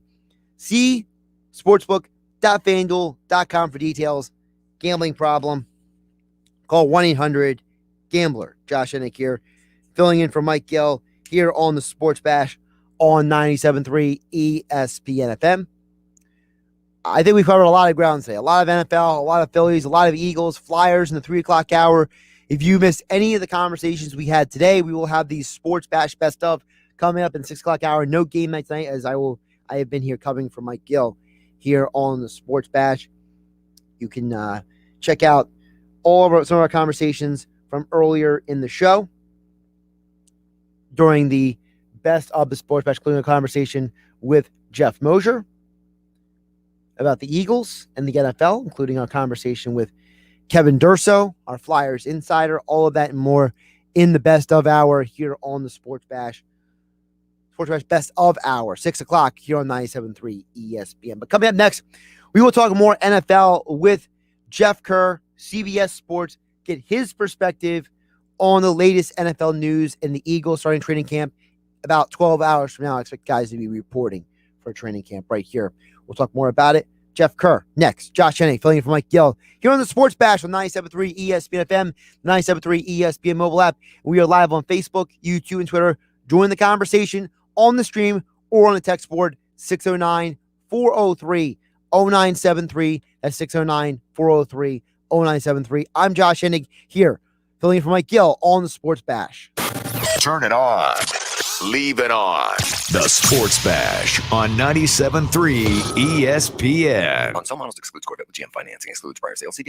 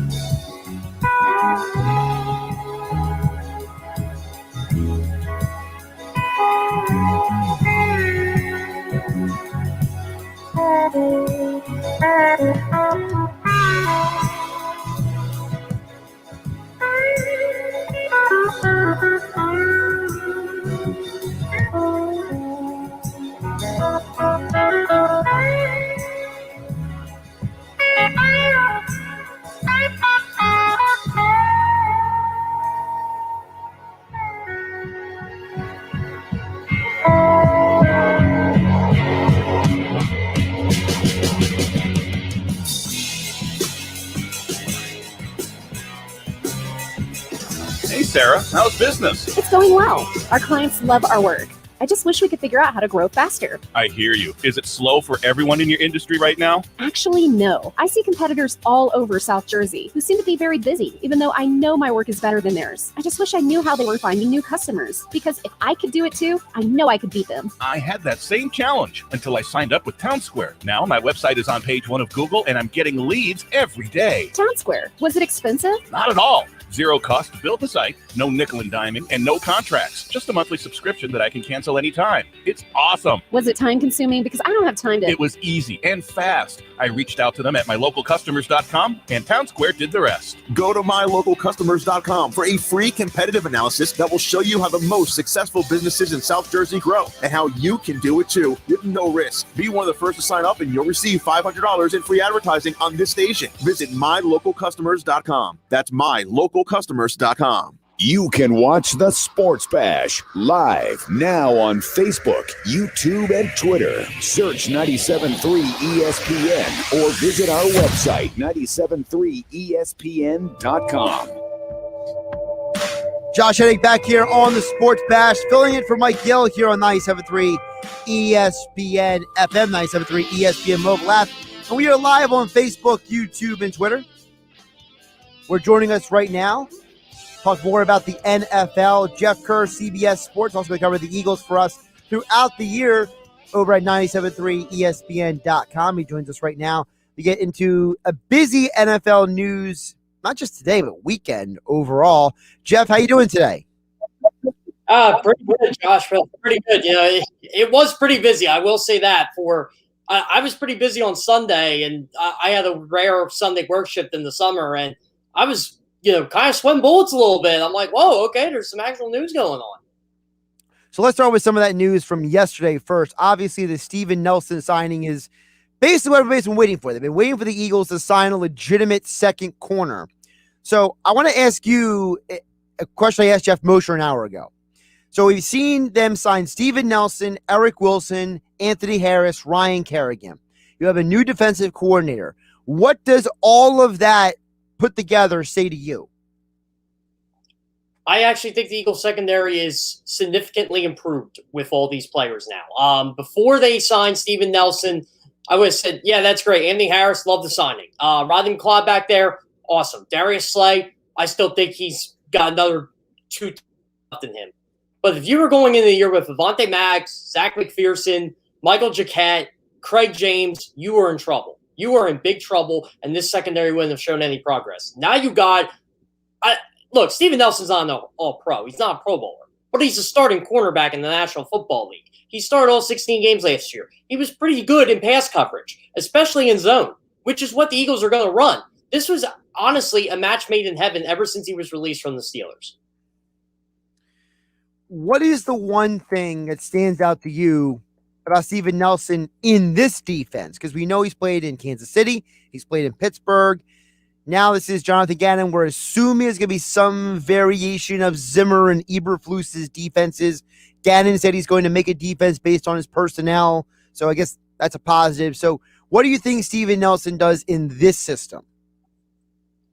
Well, I kind of mentioned the zone defense earlier. I think the Eagles are going to run a lot of zone, and I think that plays to Steven Nelson's strengths. Look, I think if Steven Nelson was in this defense last year under Jim Schwartz, he would have been torched in man. And most cornerbacks do get torched in man, but Steven Nelson would have really been torched in man. This honestly fits his style better. And he's got a really good cornerback next to him in Darius Slay that's going to help. And you got one of the better pass coverage safeties in the game in Anthony Harris. And look, that's not an exaggeration. I think that's a known fact. Anthony Harris, when healthy, is one of the better pass coverage safeties in the game. And then you got a guy like Rodney McLeod and Kayvon Wallace back there to help you out. And look, the Eagles can do so much now because Avonte Maddox is going to be in the slot. I think that's going to be key.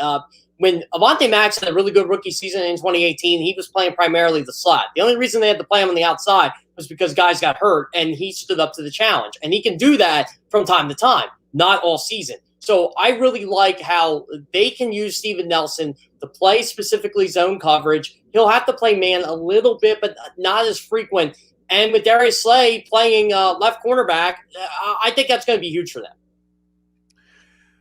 Overall, considering how this defense is looking on paper right now, that's all we really have. Training camp is tomorrow. Do you think the defense will be better in 2021 than it was last year?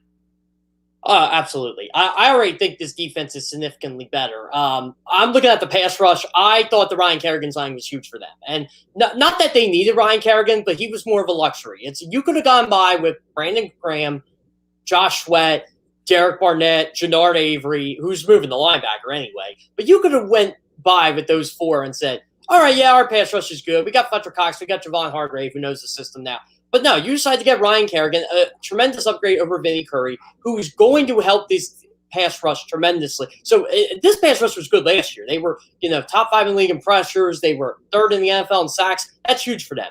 They're going to be top 5 again. Linebacking core, for the first time in a long time, I feel confident about Eagles linebackers. Alex Singleton was really good last year when he started. And is he great in pass coverage? Absolutely not. But he does make plays. He does get tackles. He led the NFL in tackles once he started in week 6 last year. He was tied, with Darius Leonard. I mean, that's a pretty impressive stat, right? I'm sorry, not Darius. Fred Warner. Getting my linebackers mixed up here. And you got Eric Wilson. Again, he misses a lot of tackles too, and he's a little susceptible in pass coverage, but he does make plays. He does find the football. These guys can create turnovers. And then now you got Ed Steven Nelson.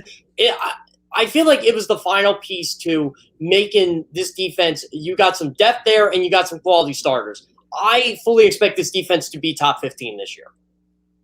Geoff Kerr, CBS Sports, joining us here on the Sports Bash, as he does every Monday, Wednesday, and Friday here on 97.3 ESPN, at Geoff Kerr, CBS on Twitter. Jeff, a big picture in the NFC East. Knowing what we know about the Eagles right now, with training camp, with basically 12 hours away from guys walking in the building, basically, okay?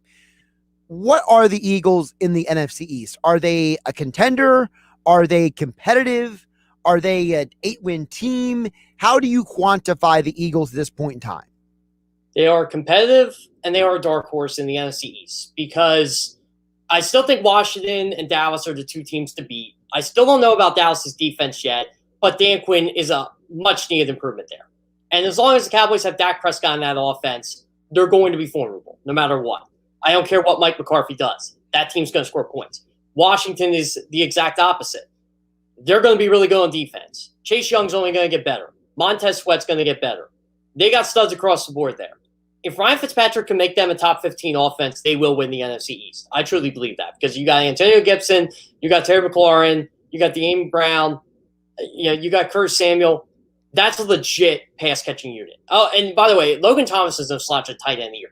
Washington's biggest weakness is probably the offensive line, and that's not that terrible. So I look at those 2. I think the Eagles are better than the Giants. I really do. I'm getting sick and tired of hearing about the New York Giants hype. Until Daniel Jones and the offensive line problems are fixed, the Giants are battling with the Eagles for – I don't want to say like they're battling for last place, because – I feel like any of these teams can finish last, just like I think any of these teams can finish first. But I think the Eagles are more competitive now. Now, if they get a certain quarterback from the Houston Texans, I think you got to call them the favorites. But we got to see how Jalen Hurts does. This all comes down to how Jalen Hurts plays this year. Well, you mentioned that quarterback from the Texans, because the latest news on him is not looking good. Because if we're to believe his lawyer, Rusty Hardin, he has 10 criminal complaints coming against him, and 2 of them are from women who were not part of the civil complaints. So technically, if we're doing the math and we're adding up all the women, there's about 25 women who are accusing Deshaun Watson of something inappropriate at this point. So it's starting to make sense why this guy has not been traded yet, Jeff, because if he has all of this legal stuff hanging over his head and potentially 10 criminal complaints, I'm assuming he's not being traded anytime soon. No, and here's the thing. Can you trust this guy? There's too many women out there that have said, like, they're not all lying. Everybody wants to say, oh, they're lying. No, they're not lying. This is true. Like, these are serious allegations against this guy. And, Deshaun Watson may just be a bad dude. I don't want to, pass judgment on the guy, but from what you read, it's scary. And, I mean, if you're looking at it from a football perspective, you want Deshaun Watson on your football team. But there's so much baggage with this guy. Is it even worth getting him? Like, just roll out the year with Jalen Hurts and see what happens. And look, nothing is going to be finalized with this case until next year. That's just the reality of it. I think Deshaun Watson does play a football game this year. I don't think it's going to be for the Houston Texans, though. And if you're the Eagles, if you can lowball and get an offer for him, like if you can lowball the Texans and kind of get him, then I think you got to do it. But there's just so much. It's going to be a massive PR hit. I don't think the Eagles care regardless. I think the Eagles care about winning a Super Bowl first and foremost, as they should. But you have to look at every single thing with this guy. And this is the only way I'll compare it to Michael Vick. Michael Vick, I thought in his initial press conference with the Eagles showed me he was really willing to change. I don't know if Deshaun Watson actually thinks that or if he actually thinks he did anything wrong. I guess we'll find out. Well, there's another part of that, Jeff, and I mentioned this earlier. The NFL has a long history of being inconsistent with punishment, okay? Dante Stallworth was drinking and driving, killed somebody, came back a year later in the NFL for a few years. Greg Hardy, suspended 10 games, never went to jail, though, okay? Ray Rice, no criminal charges, basically banned from the league, all right? Josh Brown, domestic violence, banned from the league, goes to jail. There's all these situations. We can name 100 of them. Kareem Hunt, whoever you want to throw in there. The NFL has given us no consistency with punishment. So how am I supposed to know that if I trade for Deshaun Watson, the league doesn't just suspend him indefinitely and I gave up 3 first-round picks and 2 players for nothing? Yeah, and there's no barometer toward it. And, it's funny. The Eagles have actually been involved in kind of like I forget who it was. It was a quarterback in the 60s. They made a trade for, I don't remember what team it was for. I got to look this up. And I remember they made a trade for like 2 draft picks or something like that. They traded the starting cornerback. And then Pete Retzlaff wanted to reverse the trade. And Pete Rozelle said, too bad. You made the deal. So that's basically what you're doing right now. It is a big gamble. I mean, it is a Super Bowl type gamble, honestly. Because the NFL is inconsistent as they are, and it works out in the Eagles' favor. Guess what? You might have a chance to win a Super Bowl in the next 5 to 10 years because you have this guy. But if it goes the other way, you traded all these assets, like you said, Josh, for a guy who's never going to play it down for you. I don't know. Right now, the sure thing is Jalen Hurts. And I'm not saying he's going to be a good quarterback. I'm not saying he's going to be a bad quarterback. But he's here right now, and everybody seems to like him. And I'm not saying give Jalen Hurts the opportunity, but I think you should kind of roll with him at this point. Well, I'll say it. I'll say it then, because I think this organization has given every quarterback under the sun a chance. Okay, Kevin Kolb, Sam Bradford, Michael Vick. Yep. For years ago, man, was Coy Detmer, AJ Feely, Mike McMahon, the whole history of the Eagles franchise of a gazillion quarterbacks getting chances. What makes them any different than Jalen Hurts? What is 1 year of Hurts any different than any of those other quarterbacks? To me, there's no difference, Jeff. To me, give the guy a year, figure it out. You have 3 potential first-round picks next year. You know what? If it doesn't work out, trade up. And if it doesn't, still trade up. Like, you don't have to bail on Jalen Hurts just because his name is Deshaun Watson. Exactly. And you have draft assets. People seem to forget that. You have a first-round pick of your own. You have the Dolphins' first-round pick of your oh, by the way, I got a story for you. If they do suck this year, they're going to get a top 10 draft pick. And you know what? If the Dolphins suck this year, we don't think Tua is any good, they're going to get another top 10 pick. Oh, boy, how's that work? Oh, by the way, if Carson Wentz does what I think he's going to do, the Eagles are going to get another first-round pick. So you are in the gravy train with first-round picks, and that's what you built for. Look, I think the Eagles did this right. This is the Eagles process. They stockpiled assets, and now they have them if they want to make a big trade, if they want to do that. But I think Deshaun Watson is too big of a risk for that, and you still have them. Look, there is nothing wrong with rebuilding, retooling, whatever you want to call it this year, and being competitive. Because guess what? I think the Eagles are going to be competitive. I think they have a top 10 offensive line in football. I think they have a top 10 defensive line in football. I think Nick Sirianni is going to surprise some people. I think Jalen Hurts is going to surprise some people. And you know what, Josh? I honestly think these people who loved Carson Wentz and hated Jalen Hurts for whatever reason, they just don't want to admit they're good. They're probably going to be wrong about Jalen Hurts, because I think Jalen Hurts is a baller. And all they do is point to, he got benched in the national championship game. Well, guess what? I don't really care. Nick Saban's a good coach. Jalen Hurts is a 5-star quarterback. He's been good. I'm sorry that you know what? I'll say this, Josh. The national championship game is like the Olympics. People only watch it once when it's on. They don't watch any other games the guy plays. Well, except for this year, because the Olympics are a 33-year low. So take that for the fewest people have watched the Olympics since 1988. So in other years, that would be a great analogy. I haven't turned off the Olympics. I almost flipped out on Twitter last night when people were calling Katie Ledecky a choker. I'm like, Katie Ledecky, okay, first off, she's ran the third fastest time ever in that event, in the 400 meter, and she lost. That's not choking. I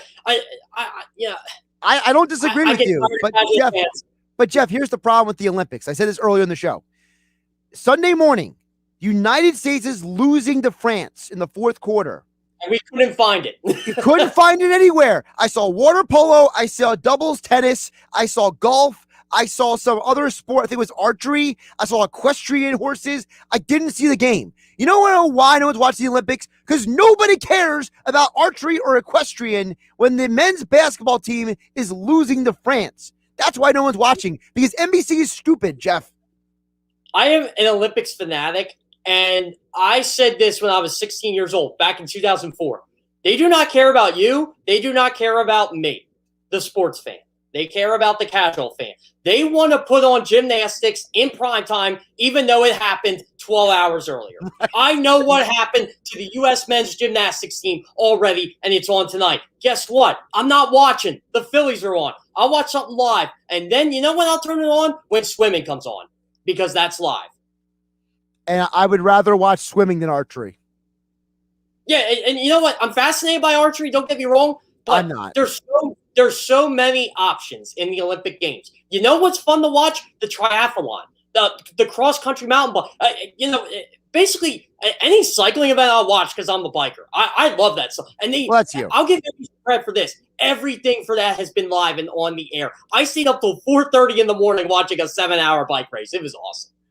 All right, well, I can't say much because I'm the guy who watches judo at the Olympics because I'm a martial arts guy. That's awesome. So I guess I love judo.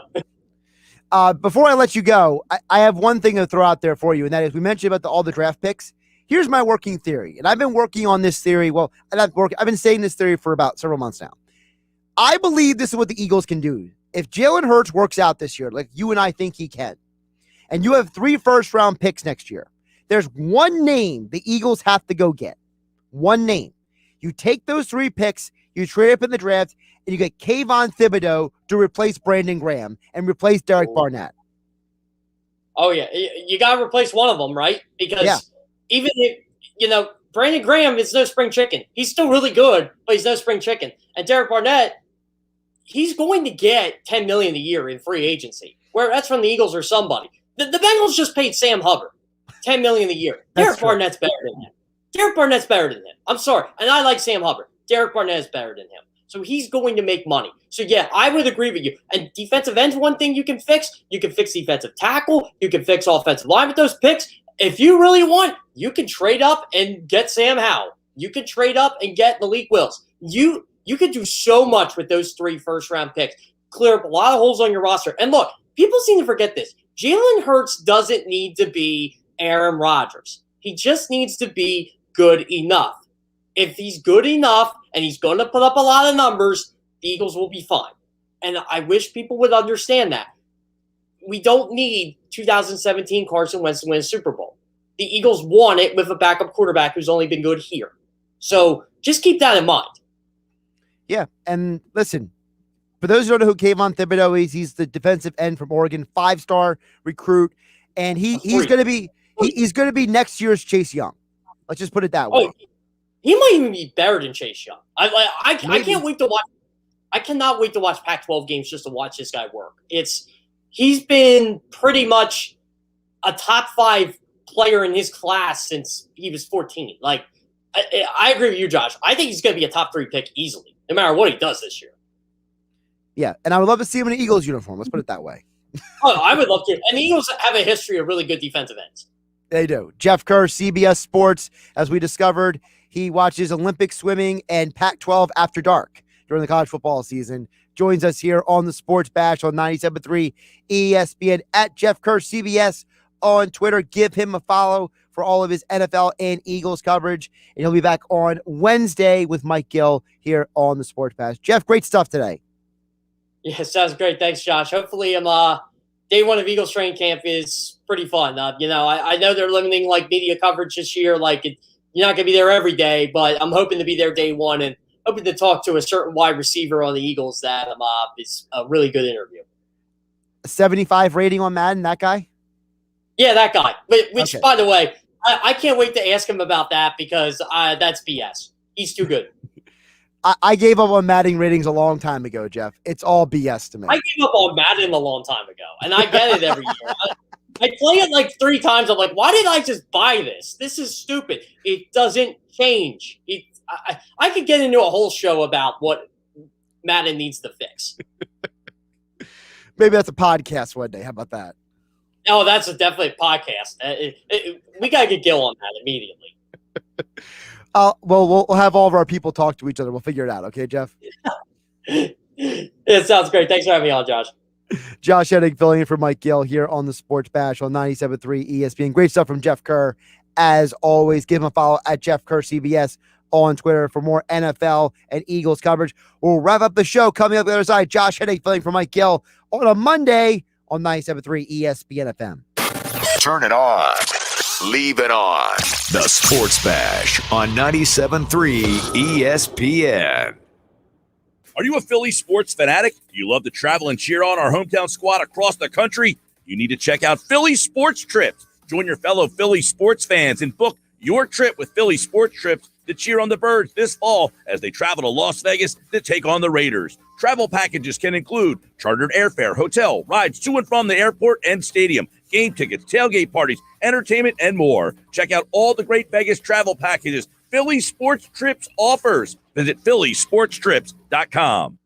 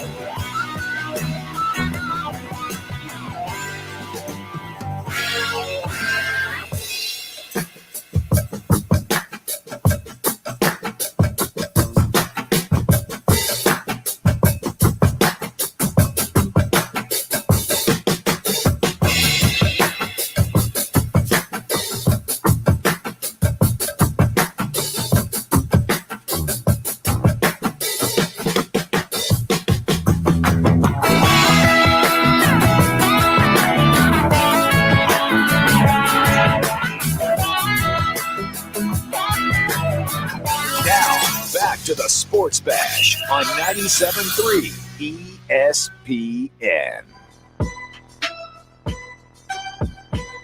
Josh Hennig finishing up here on the Sports Bash on 97.3 ESPN FM, the 97.3 ESPN mobile app, We are live on Facebook, YouTube, and Twitter. Don't forget Sports Bash being brought to you by Matt Blatt Nissan. The all-new Matt Blatt Nissan is now open on the Black Horse Pike in Egg Harbor Township next to Home Depot. Visit them online at mattblattnissan.com. A lot of great stuff today. Thanks again to Jeff Kerr, Bob Wankel, Geoff Mosher, Kevin Durso, Mike McGarry, all for joining the show. If you miss any of those conversations, you can catch some of them during the Sports Bash Best Of in the next hour. No game night today because I've been filling in for Mike Gill here on the Sports Bash on 97.3 ESPN. Any other interviews you might have missed that won't be in the Best Of next hour, you can catch them all on the YouTube channel tonight. We upload all interviews to 97.3 ESPN's YouTube channel, which where you also can watch the Sports Bash each day on 97.3 ESPN, right where James Gatling has been trying. So James wants the Phillies to go get Kyle Hendricks and Andrew Chaplin. And the reason why I'm kind of lukewarm on that scenario is because when I look at the Cubs, okay, I just feel like that whole team is going to get blown up. And I don't know how many teams are going to be calling for these guys, which is why I feel like if you're in the front of the line for Craig Kimbrell, do you really want to drop down and get Andrew Chaffin? Okay. Now, look, Chaffin's having a very good year. 2.06 ERA. He's a good bullpen arm. I know social media loves his mustache. Okay. But this is really the first, really good year of his career. Before that, the last time he had a really good year was 2018. And in 2018, he had 53 strikeouts of 49 innings with a 3.10 ERA. This year, he has 37 strikeouts, 39 innings with a 2.06 ERA. Anybody who knows me knows I am big on the strikeout to inning ratio. If you are a bullpen pitcher and you can't get a strikeout per inning, I have concerns. And Andrew Chafin is a guy who's not getting that. Now, he hasn't given up a lot of runs. He doesn't give up home runs. He's a good, efficient pitcher. So if you can get Andrew Chafin for cheap, I'm for it. Kyle Hendricks, for something not too expensive, sure. But when it comes to the Phillies, I'm telling you right now, I'm not a fan of going and getting that. I want more. For me, I want more. You probably can't get more, but I want more. That's just me. All right, wrapping up the show here on 97.3 ESPN FM. Don't forget, check out 97.3ESPN.com and the free 97.3 ESPN mobile app for your Phillies, Sixers, Eagles, and Flyers coverage. Coming up tomorrow on the Sports Bash, Frank Close will open up the Phillies mailbag to get more details on the Phillies as we are just days away from the trade deadline. We are also less than 12 hours from the start of Eagles training camp tomorrow's Football at 4 with Andrew DeCecco. All that and more coming up on the Sports Bash tomorrow on 97.3 ESPN. I am Josh Hennig at Josh Hennig on Twitter. Don't forget the 97.3 ESPN mobile app. It's free thanks to First Bank of Sea Isle City. Customize all your alerts with the 97.3 ESPN mobile app. You want alerts on the Phillies, Eagles, Sixers, Flyers? Go to 97.3 ESPN mobile app. Customize your alerts right now. Get updated on everything. 97.3 ESPN mobile app. Have you been putting off life insurance for a while? With the